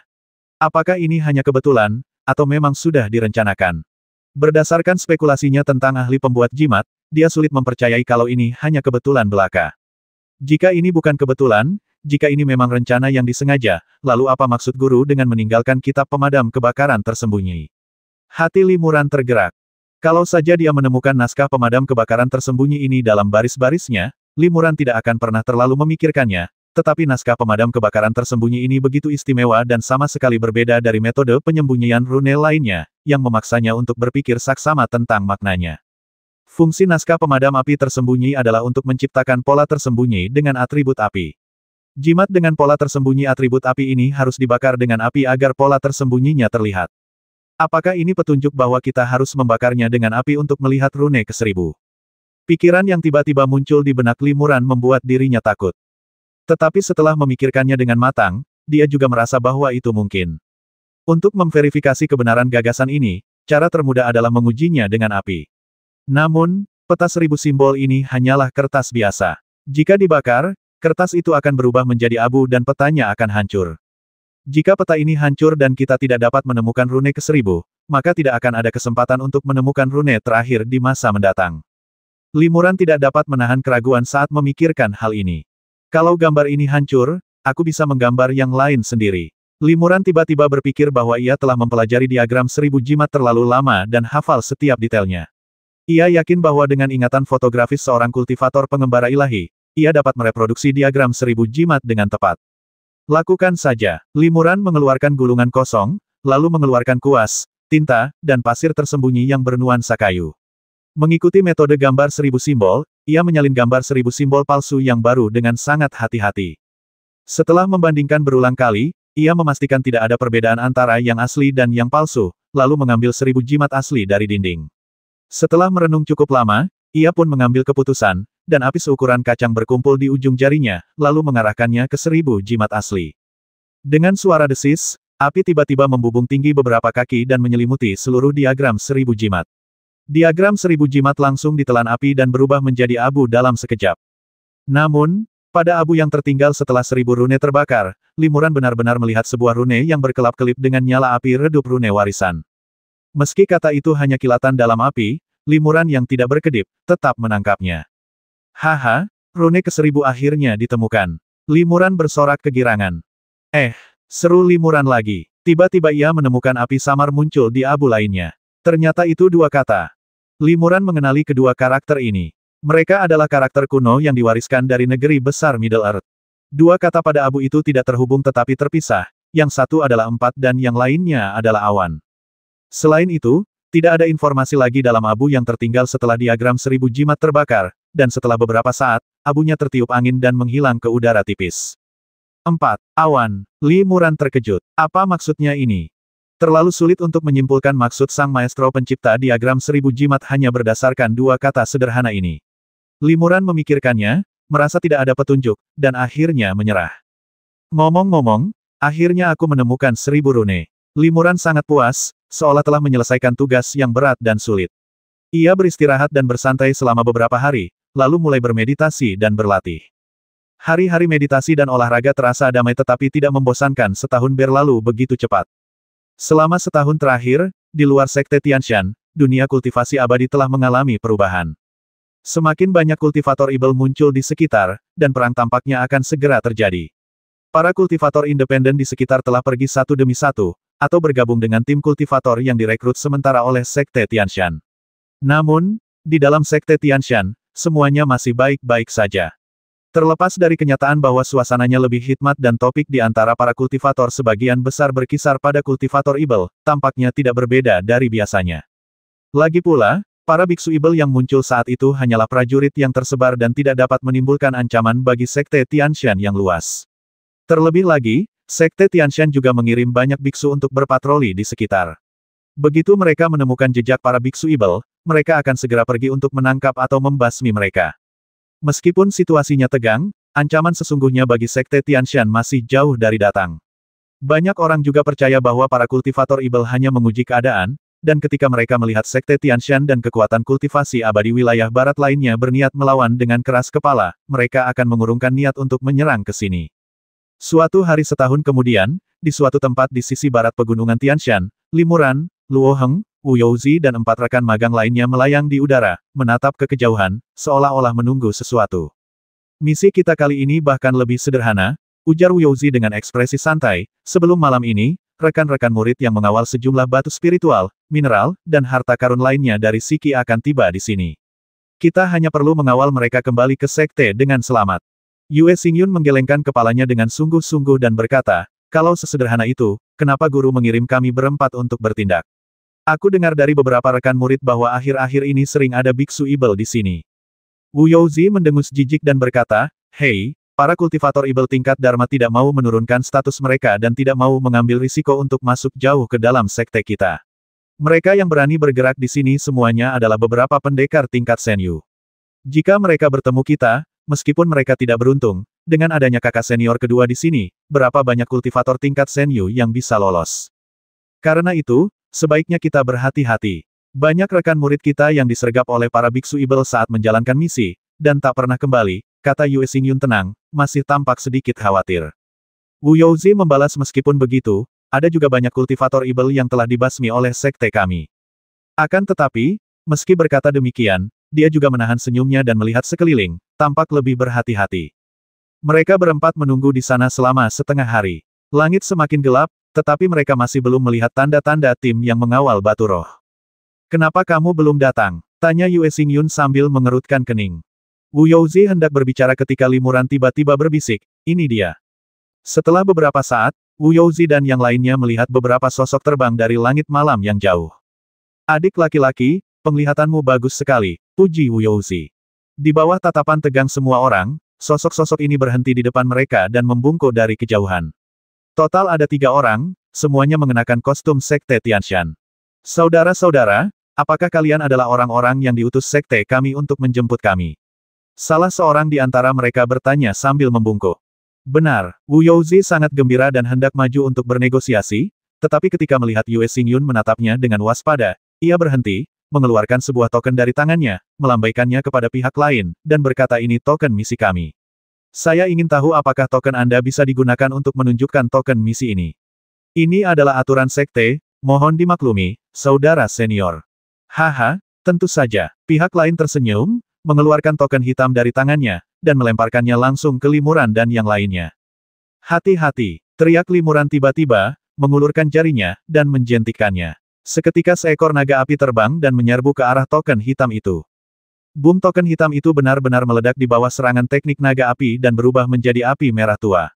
Itu api ajaib sekte jiwa api. Hati-hati, api ajaib ini bisa merusak senjata ajaib para kultivator, kata Limuran. Untungnya, ia pernah melihat harta karun semacam ini sebelumnya dan langsung mengenalinya saat pihak lain menawarkannya.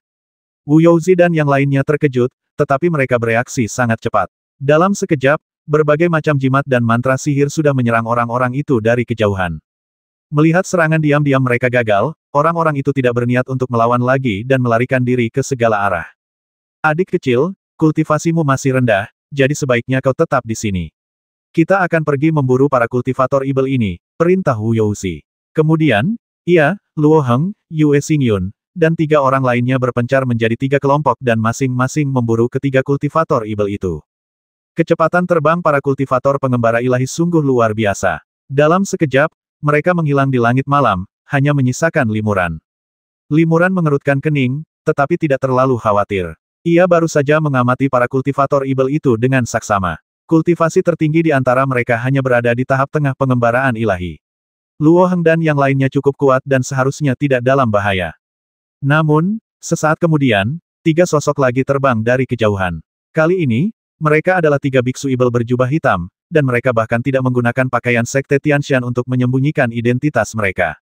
Ketika mereka bertiga melihat Limuran, sang pemimpin, kultivator sihir tingkat menengah dari alam pengembaraan ilahi, berkata dengan kejam pertama, bekerja samalah untuk membasmi orang ini, lalu temui saudara muda Gui dan ketiga orang lainnya untuk mengalahkan mereka satu persatu. Li Muran terkejut. Kultivator Ibel ini sepertinya tahu keberadaan mereka dan sengaja memancing mereka pergi, lalu membasmi mereka satu persatu. Ketiga kultivator Ibel itu langsung menyerang, dan tiba-tiba beberapa pedang merah tua dengan api Ibel yang mengerikan dan mencekam menerjang ke arah Li Muran. Tanpa berpikir panjang, Li Muran menepuk-nepuk batu giok di pinggangnya. Tiba-tiba, cahaya perak memancar darinya. Ao, lolongan serigala disertai cahaya keperakan terdengar, dan seekor serigala keperakan dengan tubuh setinggi 5 meter muncul di langit malam. Itu adalah binatang spiritual Li Muran, Xiaobai. Namun, Xiaobai sekarang memiliki aura yang sangat berbeda dibandingkan 6 bulan lalu. Li Muran sendiri tidak menyangka bahwa esensi api memang misterius. Hanya beberapa hari setelah Xiaobai menelan api, ia berhasil menembus kemacetan dan maju ke monster tingkat ketiga. Terlebih lagi, tingkat kultivasinya terus meroket. Hari ini, setahun kemudian, tingkat kultivasinya telah mencapai puncak tingkat ketiga. Di malam hari, auranya hampir sehebat monster tingkat keempat. Tak hanya kultivasi Xiaobai yang meningkat, kekuatan sihirnya pun mengalami perubahan yang luar biasa. Monster level 4 biasa pun tak sebanding dengannya. Serigala bulan melolong biasa seharusnya tidak sekuat itu. Saat ini, Xiaobai seharusnya dianggap monster yang bermutasi. Setelah Xiaobai dipanggil oleh Li Muran, ia membuka mulutnya dan seberkas api kuning melesat keluar. Sinar cahaya itu tampak biasa saja, tetapi ketika api ajaib itu bersendewa dengan cahaya kuning, api itu menghilang dengan sendirinya seolah-olah telah bertemu musuh bebuyutannya. Dalam sekejap, sebuah lubang besar tersapu keluar dari lautan api ajaib oleh cahaya kuning itu. Inilah kekuatan magis istimewa yang dikuasai Xiaobai setelah menelan saripati api tersebut. Meskipun Li Muran tidak memahami asal-usul api kuning tersebut, ia tahu bahwa kekuatannya sangat dahsyat. Tak hanya api magis yang dipancarkan para biksu magis ini, tetapi juga api dari lampu perunggu kuno yang ia buat sendiri, tak berdaya di bawah nyala api kuning ini. Beberapa kultivator Ibel terkejut, sama sekali tidak menyadari kengerian pilar cahaya kuning itu. Mereka terus menggunakan kekuatan sihir mereka untuk menyerang Li Muran dengan senjata sihir mereka satu demi satu. Ah! Xiaobai tiba-tiba mengangkat kepalanya dan melolong ke arah bulan yang terang di langit malam. Bersamaan dengan lolongan ini, 3 pilar cahaya keperakan muncul dari udara tipis di atas kepala ketiga kultivator Ibel itu, bagaikan cahaya bulan yang terang dan pekat. Inilah sihir cahaya bulan yang unik dari serigala melolong. Namun, setelah mutasi, Xiaobai dapat mengeluarkan sihir cahaya bulan tanpa jejak dan tanpa suara, dan langsung menyinari kepala musuh dengan cahaya bulan. Hal ini membuat kekuatan sihir cahaya bulan jauh lebih kuat. Ketiga kultivator Ibel itu belum pernah melihat kekuatan magis seperti itu sebelumnya. Mereka terkejut dan buru-buru menggunakan alat sihir pertahanan mereka untuk menghalangi cahaya bulan dari atas. Dengan suara zila, permukaan perisai dan senjata sihir pertahanan lainnya yang diangkat oleh ketiga kultivator Ibel itu langsung hancur oleh cahaya bulan, meninggalkan gas hitam. Seorang kultivator Ibel menggunakan api sihir untuk menahan cahaya bulan, tetapi sejumlah besar api sihir juga hancur oleh cahaya bulan. Sayang sekali, kata Li Muran diam-diam. Lagi pula, kultivasi Xiaobai tidak tinggi. Meskipun teknik cahaya bulan yang bermutasi itu ajaib, kekuatannya terbatas. Kalau tidak, di bawah sinar bulan ini, aku khawatir para kultivator Ibel ini akan menderita kerugian besar. Namun, Xiaobai pertama-tama menerobos lautan api Ibel yang mengepungnya, dan kemudian menarik perhatian ketiga pembudidaya Ibel. Itu sudah cukup. Sosok Li Muran tiba-tiba berkelebat, hanya meninggalkan sedikit bayangan di langit malam, dan hampir pada saat yang sama, cahaya pisau hijau redup tiba-tiba berkelebat di belakang seorang kultivator Ibel pada tahap awal pengembaraan ilahi. Cahaya pedang membelah sang penggarap Ibel menjadi dua tanpa ada ketegangan, dan sang penggarap Ibel bahkan tidak sempat menjerit. Ah! Dua kultivator Ibel yang tersisa terkejut. Mereka baru saja mengepung kultivator Sekte Tianshan yang berada di tahap awal pengembaraan ilahi. Bagaimana mungkin dalam sekejap mata, saat mereka sedang melawan teknik cahaya bulan, dia tiba-tiba muncul di belakang salah satu rekan mereka dan membasminya dengan satu pedang. Ketajaman cara ini dan ketegasan pembasmiannya membuat keduanya merasakan hawa dingin di hati mereka. Kultivator sihir tingkat menengah dari alam pengembaraan ilahi juga melihat peluang dengan sangat cepat dan segera membuat keputusan ayo pergi, kita telah bertemu seorang master. Kedua kultivator Ibel itu berbalik dan melarikan diri tanpa penundaan. Kultivator yang berada di tahap tengah alam dewa pengembaraan juga mengendalikan pedang Ibel untuk menyerang Li Muran dan melindunginya dari serangan mendadak. Namun, Li Muran bergerak terlalu cepat dan menghindari tebasan pisau ajaib itu hanya dengan sekejap. Pada saat yang sama, ia berubah menjadi hantu dan mendekati sisi kultivator sihir lainnya. Meskipun kultivator ibel ini hanya berada pada tahap awal pengembaraan ilahi, ia bereaksi sangat cepat dan mengorbankan cincin tembaga merah tua yang sangat mengesankan untuk melindungi tubuhnya. Cincin tembaga itu berputar tanpa henti, melindungi seluruh tubuhnya dengan erat. Limuran mengeluarkan pedang pencuri jiwa dan mengayunkannya beberapa kali, menebas cincin tembaga itu dengan bunyi dentang. Awalnya, tebasan pertama hanya membuat celah sedalam sekitar 1 inci pada cincin tembaga itu, tetapi setelah 2 atau 3 tebasan berturut-turut, kualitas cincin tembaga itu justru menurun drastis, dan akhirnya hancur oleh pedang pencuri jiwa.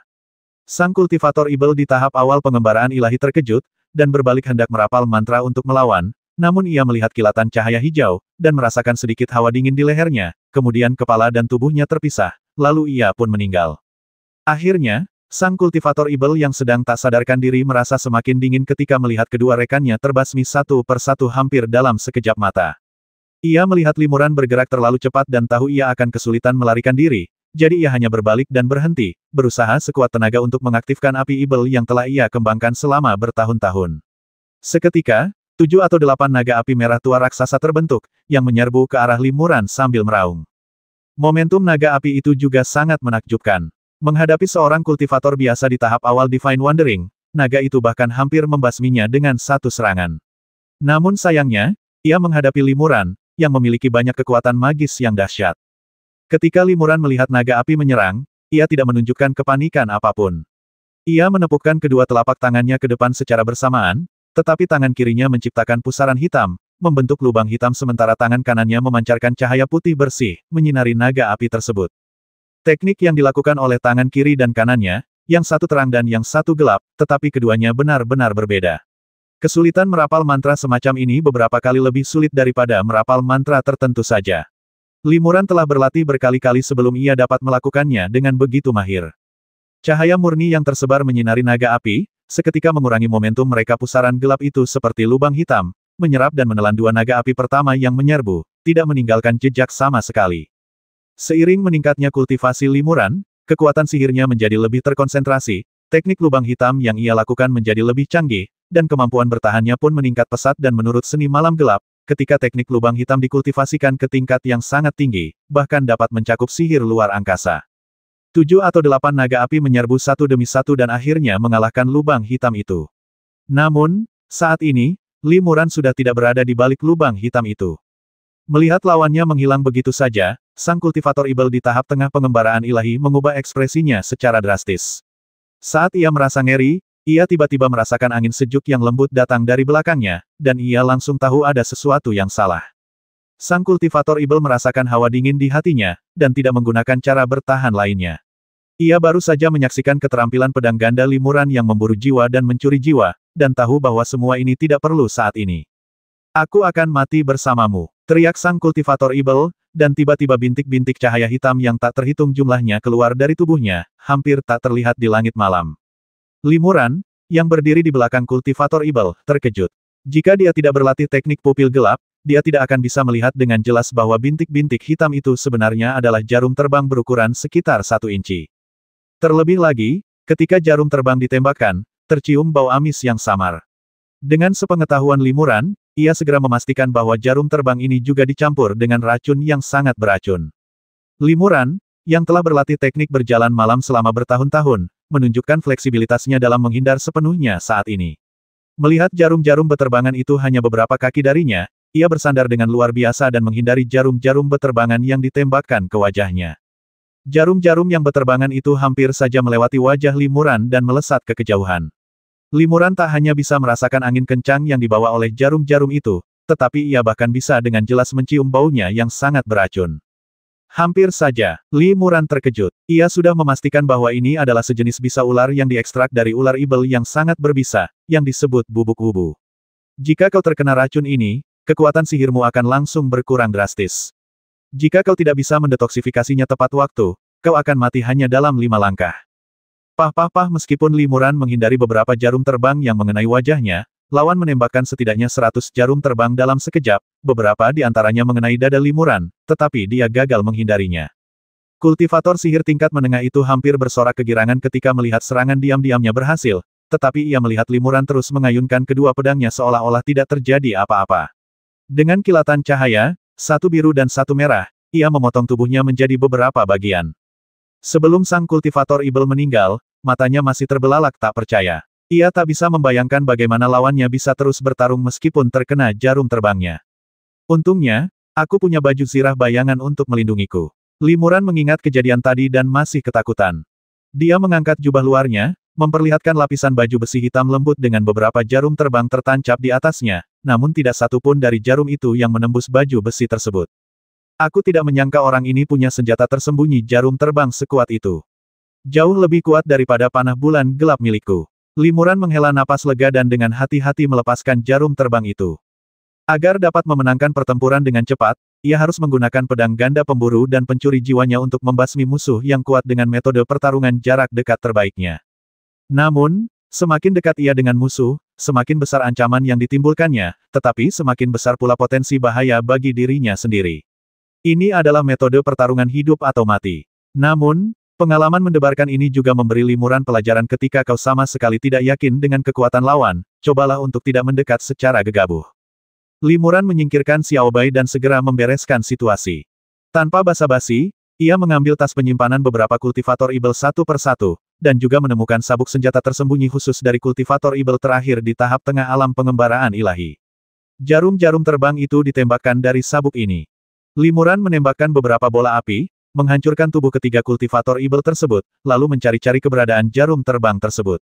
Mengandalkan kemampuannya untuk meninggalkan tubuh dengan pikiran spiritualnya dan efek magis dari teknik pupil gelapnya, ia melacak aura beracun yang dipancarkan oleh jarum terbang tersebut. Limuran dengan cepat menemukan sejumlah besar jarum terbang. Meskipun pasti ada beberapa yang hilang, jumlahnya tidak terlalu banyak. Tepat setelah menyelesaikan semua ini, beberapa orang terbang dari kejauhan. Mereka adalah Luo Heng, Wu Youzi, dan 3 kakak laki-laki lainnya. Wu Youzi menghela napas lega ketika melihat Limuran aman dan sehat. Ia berkata, untungnya, adik muda baik-baik saja. Setelah kami mengejarnya beberapa saat, kami mendapati lawannya sangat lihai melarikan diri dan sengaja mengelabui kami. Adik muda keempat buru-buru memberitahu kami bahwa ini mungkin tipuan untuk memancing harimau itu menjauh dari gunung. Ia takut para kultivator ibel dan rekan-rekannya akan memanfaatkan kesempatan itu untuk menyerang adik muda, jadi kami segera kembali. Jadi bukan itu masalahnya, kata Yue Xingyun dengan ekspresi lega, aku terlalu khawatir. Tidak, ketika Luo Heng melihat Limuran, ekspresinya awalnya santai, tetapi segera ekspresinya berubah dan dia menggelengkan kepalanya dan berkata, mereka pernah ke sini sebelumnya. Pernah ke sini? Siapa yang pernah ke sini? Wu Youzi tertegun, tetapi setelah mengamati sekeliling dengan saksama, ia juga menemukan beberapa petunjuk dan berkata dengan heran sepertinya ada jejak perkelahian di sini tadi. Adik muda, ada apa? Limuran tersenyum tipis dan berkata, saudara-saudaraku, kalian benar. Para kultivator ibel ini memang menggunakan strategi untuk memancing harimau menjauh dari gunung. Tak lama setelah kalian pergi, 2 atau 3 kultivator ibel datang. Namun, kekuatan mereka biasa saja, dan mereka dibasmi satu persatu olehku. Apa? Wu Youzi tak percaya. Dalam waktu sesingkat itu, adik muda sudah menghabisi semua musuh, padahal dia kalah jumlah. Limuran mengangguk dan berkata, mereka mungkin melihat bahwa kultivasiku rendah dan meremehkanku, jadi aku memanfaatkan kesempatan itu untuk menyerang dan membasmi mereka satu persatu. Jika kita benar-benar bertarung langsung, aku pasti akan berada dalam bahaya besar. Wu Youzi masih terkejut dan tak percaya. Yue Xingyun juga sangat terkejut pada awalnya, tetapi kemudian ia tersenyum dan berkata, kakak kedua dan ketiga, jangan terlalu terkejut. Kau tahu, kekuatan adik kecil kita jauh melampaui teman-temannya. Dia tidak bisa diukur dengan kekuatan kultivator biasa di tahap awal Senyu. Dia memang memiliki kemampuan untuk membasmi para kultivator ibel. Yue Xingyun mengganti topik pembicaraan dan berkata, bagaimanapun, kita semua aman kali ini. Tapi bagaimana para pembudidaya ibel ini tahu sebelumnya bahwa kita sedang menyergap di sini dan menggunakan tipu daya untuk menghadapi kita? Ya, saya juga merasa ini sangat aneh, Limuran mengangguk. Saat mereka berdiskusi, Luo Heng tiba-tiba menunjukkan perubahan ekspresi dan mengeluarkan jimat transmisi suara dari dadanya Tuan. Semua orang tahu bahwa Luo Heng sangat hemat dalam berkata-kata, dan dia mengatakan bahwa ini adalah pesan dari gurunya. Luo Heng mengaktifkan jimat transmisi suara, dan benar saja, itu adalah suara gurunya, Tetua Feng. Tetua Feng dengan marah memerintahkan mereka untuk segera kembali ke sekte. Para biksu yang mengawal batu roh dan harta karun lainnya telah diam-diam kembali ke sekte dengan cara lain. Bagaimana mungkin ini terjadi? Ketika Limuran dan rekan-rekannya kembali ke sekte dan bertemu guru mereka, lelaki tua itu masih marah. Guru, Apa yang terjadi? Tanya Wu Youzi bingung. Tetua Feng berkata dengan marah, Tetua Sui itu biasanya berselisih paham denganku, tapi kali ini dia malah memanfaatkan misi sekte untuk menipuku dan memintaku mengutusmu untuk menjalankan misi itu. Nyatanya, para murid yang mengangkut batu-batu roh itu, murid-murid Tetua Sui, sama sekali tidak kembali dari sana. Kau dan yang lainnya hanya dijadikan umpan untuk sengaja memancing para kultivator ibel yang bersembunyi di sekitar, agar murid-murid Tetua Sui bisa kembali ke sekte dengan selamat. Jadi begitulah adanya. Limuran dan yang lainnya mengerutkan kening, karena mereka telah menjadi pion yang digunakan oleh orang lain tanpa mengetahui alasannya. Murid-muridnya memang harus dilindungi, tapi bolehkah murid-muridku diutus untuk mengambil risiko sesuka hati? Untungnya, kalian semua aman, kalau tidak, aku tidak akan pernah melepaskannya. Tetua Feng berkata dengan getir, jangan khawatir, aku pasti akan mencari keadilan untukmu dalam masalah ini. Meskipun Tetua Feng melangkah maju, Limuran dan yang lainnya aman dan sehat, dan masalah itu berakhir sia-sia.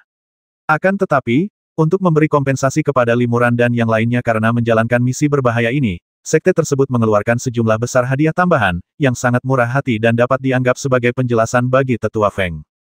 Terutama Limuran, yang membasmi beberapa kultivator ibel, menerima hadiah yang lebih besar. Setelah melihat botol-botol ramuan itu, sedikit rasa dendam yang awalnya dirasakan Limuran lenyap sepenuhnya. Ini juga karena seorang tetua di tahap penampakan Dharma membela mereka. Jika itu Limuran dan yang lainnya, bahkan jika mereka diperlakukan tidak adil oleh sekte, mereka tidak punya pilihan selain menelan amarah mereka. Sekarang setelah mereka memiliki guru mereka, Tetua Feng, untuk melindungi mereka, sekte setidaknya akan melakukan beberapa langkah penenang dan memberi mereka beberapa penjelasan. Tak lama kemudian, kabar pasti akhirnya datang. Sekte Jiwa Api, yang telah lama bersiap, telah mengirim sejumlah besar kultivator untuk maju ke gurun perbatasan dengan kekuatan besar, dan dengan dukungan klan pasir, menuju Sekte Tianshan. Perang ini jelas tidak dapat dielakkan, bahkan dapat dikatakan sudah di ambang pintu. Sekte Tianshan telah mulai membangun berbagai lapisan formasi dan benteng pertahanan di tempat-tempat berbahaya di pegunungan Tianshan pada saat yang sama. Sekte Tianshan juga telah mencari bantuan dari pasukan lain di dunia kultivasi abadi wilayah barat, dan pasukan ini juga telah mengirimkan personel dan pasokan ke Sekte Tianshan untuk memberikan dukungan. Bagaimanapun, bibir dan gigi saling bergantung. Sekte Tianshan adalah gerbang menuju dunia kultivasi abadi wilayah barat. Jika Sekte Tianshan ditelan, dengan kekuatan Sekte Ibel di negara besar Middle Earth, mereka pasti akan terus maju, dan sekte lain di dunia kultivasi abadi wilayah barat juga akan berada dalam bahaya. Di sebuah lembah terpencil ribuan mil di utara pegunungan Tianshan, puluhan biksu berbaris dalam satu kelompok. Saudara Yuan Ming, saya tidak menyangka Anda baru beberapa hari bergabung dengan sekte kami, dan kami bahkan belum menjamu Anda dengan baik, tetapi Anda meminta diri Anda dan yang lainnya untuk mengikuti misi kami. Sungguh tidak sopan, kata Wu Youzi sambil tersenyum kecut. Di sampingnya ada Limuran, Luo Heng, dan beberapa rekan murid lainnya, serta Yuan Mingzi dan beberapa biksu sekte Daofu lainnya yang baru saja datang ke sekte Tianshan untuk memberikan dukungan beberapa hari yang lalu. Yuan Mingzi menggelengkan kepala dan berkata sambil tersenyum, ini tugasku. Kami datang ke sekte Anda kali ini untuk melawan invasi biksu ibel, bukan untuk berkeliling. Bagaimana Anda bisa dikatakan lalai?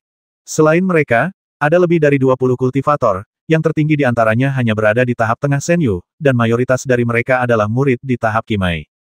20 lebih orang ini semuanya adalah master formasi yang berspesialisasi dalam seni formasi.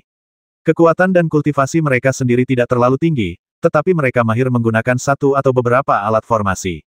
Misi Limuran dan yang lainnya kali ini adalah mengawal para master formasi ini ke lembah terpencil ini dan mendirikan puluhan formasi pemantauan dan pertahanan dengan berbagai ukuran untuk mencegah pasukan ibel menerobos ke sini dan memasuki pegunungan Tianshan saat perang dimulai. Saudara Su, sudah beberapa tahun saya tidak bertemu dengan Anda. Semoga Anda baik-baik saja, kata Limuran sambil tersenyum kepada salah satu guru formasi yang sedang dalam tahap awal pengembaraan spiritual. Orang ini adalah teman lamanya, Su Zhongyu. Ya, kita bergabung dengan Sekte Tianshan bersama-sama. Aku tak pernah menyangka sekarang sekte ini sedang dalam kesulitan, kau dan aku akan menjalankan misi bersama lagi. Suyu menghela napas dan berkata, melihat ke belakang beberapa tahun yang lalu, aku dengan sepenuh hati membantu saudaraku bergabung dengan Sekte Tianshan. Sekarang aku tak tahu apakah ini berkah atau kutukan. Apakah saudaramu belum maju ke tahap pengembaraan spiritual? Tanya Limuran. Su Zhongyu menggelengkan kepala dan berbisik, sejujurnya, dalam kompetisi murid batin beberapa tahun yang lalu, adik muda Muran dan aku sama-sama mendapatkan pil Senyu tetapi aku tidak naik ke tahap Senyu karena aku meninggalkan pil Senyu. Dalam seleksi murid batin setahun yang lalu, aku mendapatkan pil Senyu lagi dan membaginya dengan adikku, masing-masing satu. Sayangnya, setelah adikku meminum pil Senyu, ia masih belum bisa naik ke tahap Senyu. Jadi begitulah, hati Limuran tergerak. Ia tahu Su Zongyu sangat baik kepada saudaranya, tetapi ia tak pernah menyangka Su Zongyu akan menunggu beberapa tahun lagi sebelum meminum pil Senyu untuk mencapai tahap Senyu demi mendapatkan pil Senyu untuk saudaranya. Tahukah Anda, semakin awal Anda maju ke tahap pengembaraan spiritual, semakin besar potensi Anda menunggu beberapa tahun lagi adalah pengorbanan yang sangat besar, tetapi ketika Yu membicarakan hal ini dalam buku, hal itu terasa sangat wajar, seolah-olah itu hanyalah hal yang biasa. Mungkin kesempatan adikmu belum datang. Begitu kesempatan itu tiba, dia pasti bisa maju ke periode Senyu, hibur Limuran. Semoga saja begitu. Su Zongyu tersenyum tipis dan mengangguk. Limuran tiba-tiba teringat sesuatu dan bertanya, ngomong-ngomong, kenapa aku sudah lama tidak bertemu dengan rekan Tao Bailing? Gua tempat tinggalnya dulu sudah lama kosong. Su Zongyu tersenyum dan berkata, Saudara Muran, tahukah Anda? Status rekan Daois Bailing saat ini sangat luar biasa. Beberapa tahun yang lalu, ketika rekan Daois Li sedang bertapa, rekan Daois Bailing ditemukan oleh tetua Sue dari sekte kami dan diangkat menjadi selir. Sekarang jika kami bertemu dengannya, kami harus membungkuk dan memanggilnya Nyonya. Apa, dia benar-benar diambil sebagai selir oleh tetua Sue? Limuran tercengang, dia bahkan tidak menceritakannya kepadaku. Su Zongyu menghela napas dan berkata melalui transmisi suara, dia wanita lemah, tanpa siapapun yang bisa diandalkan, dan bakatnya tidak terlalu bagus. Tidak mudah baginya untuk mendapatkan pijakan di dunia kultivasi abadi. Sekarang setelah dia bisa mengandalkan Penatua Sue, dia akhirnya memiliki seseorang yang bisa diandalkan. Saya yakin saat ini, dia mungkin sedang berjuang untuk mencapai tahap Senyu, atau bahkan telah maju. Rekan Taois Bailing tidak memberitahu saudara muda Muran tentang hal ini, mungkin karena alasan lain. Limuran mengangguk tanpa suara, seolah tengah memikirkan sesuatu. Kelompok itu tiba di sebuah lembah yang dikelilingi puncak-puncak. Sang pemimpin, seorang master formasi Divine Wandering tingkat menengah, mengamati medan di sekitarnya dan berkata, mari kita siapkan formasi 3 gunung dan 5 puncak serta formasi eksplorasi roh di sini terlebih dahulu. Butuh berapa lama? Tanya Wu Youxi. Sang master formasi ragu sejenak dan berkata, tidak masalah kalau hanya formasi pemantauan, tapi formasi 3 gunung dan 5 puncak adalah formasi yang besar. Meskipun kita sudah menyiapkan semua peralatan formasi, kita masih perlu mengamati cuaca dan medan, serta merenungkan dan mengujinya berulang kali. Persiapannya akan memakan waktu sekitar 3 hingga 5 hari. Baiklah, dalam 3-5 hari ke depan, kami akan tetap di dekat sini untuk melindungimu selagi kau menyusun formasi. Wu Youxi mengangguk setuju. Su Suyu dan master formasi lainnya kemudian mulai sibuk dengan peralatan formasi di tangan mereka. Limuran dan lebih dari 10 biksu periode Senyu lainnya yang bertanggung jawab atas misi penjagaan melayang ke puncak bukit terdekat dan menunggu dengan tenang. Hari pertama berjalan damai, tetapi di hari kedua, seorang kultivator mencoba mencari tahu, dan langsung dikepung oleh Limuran dan anak buahnya. Begitu kultivator itu menggunakan kemampuannya untuk melawan, ia langsung terbongkar sebagai kultivator Evil. Limuran dan anak buahnya awalnya berencana untuk menangkapnya hidup-hidup, tetapi ia sangat keras kepala, dan pada akhirnya ia lebih memilih mati dengan menghancurkan diri sendiri daripada jatuh ke tangan Limuran dan anak buahnya. Pada hari ketiga, Su Zongyu dan master formasi lainnya menyiapkan formasi, dan kelompok itu terus bergegas ke tempat berbahaya berikutnya untuk menyiapkan formasi. Begitu mereka terbang keluar lembah, mereka melihat awan api merah tua terbang ke arah mereka dengan kecepatan tinggi. Itu kultivator Evil. Hati Limuran bergetar, dan Wu Youxi serta yang lainnya pun langsung mengenalinya. Kini menjelang perang, dan melihat seorang kultivator Evil di dekat sekte Tianshan bukanlah hal yang aneh. Jangan panik, ayo kita mundur ke lembah dulu dan lihat kekuatan musuh, kata Wu Youxi dengan tatapan serius. Lagi pula, ada lingkaran sihir yang menjaga lembah ini, dan kita bisa mengaktifkannya kapanpun diperlukan. Semua orang mengangguk dan kemudian kembali ke lembah. Sesaat kemudian, awan api merah tua bergulung dari puncak gunung. Saat awan api mendekat, sosok-sosok yang padat muncul di dalamnya. Sebenarnya ada 40 hingga 50 kultivator Evil. Dan dilihat dari postur terbang mereka, para kultivator Evil ini seharusnya berada di tahap pengembaraan ilahi.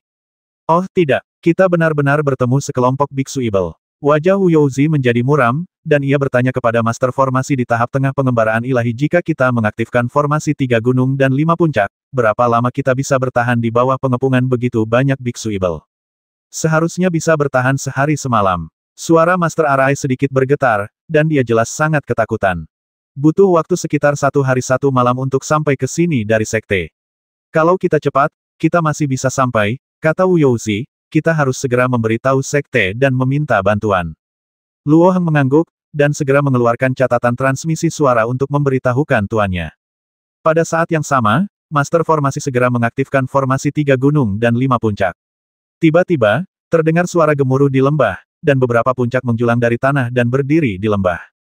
Pegunungan ini terbentuk oleh energi vital langit dan bumi yang terkandung di dalamnya. Bagi manusia biasa atau kultivator tingkat rendah, mereka tampak seperti benda nyata, tetapi di mata Limuran dan yang lainnya, mereka jelas merupakan ilusi. Saat ini, Limuran dan yang lainnya berada di perut pegunungan ilusi ini. Jika para biksu ibel itu ingin menyerang mereka, mereka harus menghancurkan pegunungan ilusi ini terlebih dahulu. Melihat hal ini, para pembudidaya ibel di awan api yang jauh tidak langsung menyerang lingkaran sihir, tetapi tampak sedang melakukan semacam sihir. Awan api di bawah mereka semakin membesar, dan kemudian hampir menutupi separuh langit. Pada saat itu, sebuah labu merah tua tiba-tiba terbang keluar dari awan api dan menyedot seluruh awan api ke dalamnya. Labu yang menyerap awan api itu tumbuh hingga ukuran 100 kaki dan melayang di udara. Seluruh tubuhnya bersinar merah tua dan tampak sangat aneh. Semua pembudidaya ibel merapal mantra dengan sekuat tenaga, terus-menerus menyuntikkan kekuatan sihir mereka ke dalam labu merah tua, menyebabkan labu tersebut tumbuh semakin besar dan cahaya yang dipancarkannya menjadi semakin pekat. Kemudian, bahkan cahaya matahari pun terhalang oleh labu tersebut.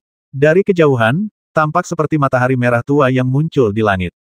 Limuran dan yang lainnya merasakan firasat buruk di hati mereka saat melihat ini. Dilihat dari aura dan kekuatan sihir yang dikandungnya, labu ini jelas bukan senjata sihir biasa.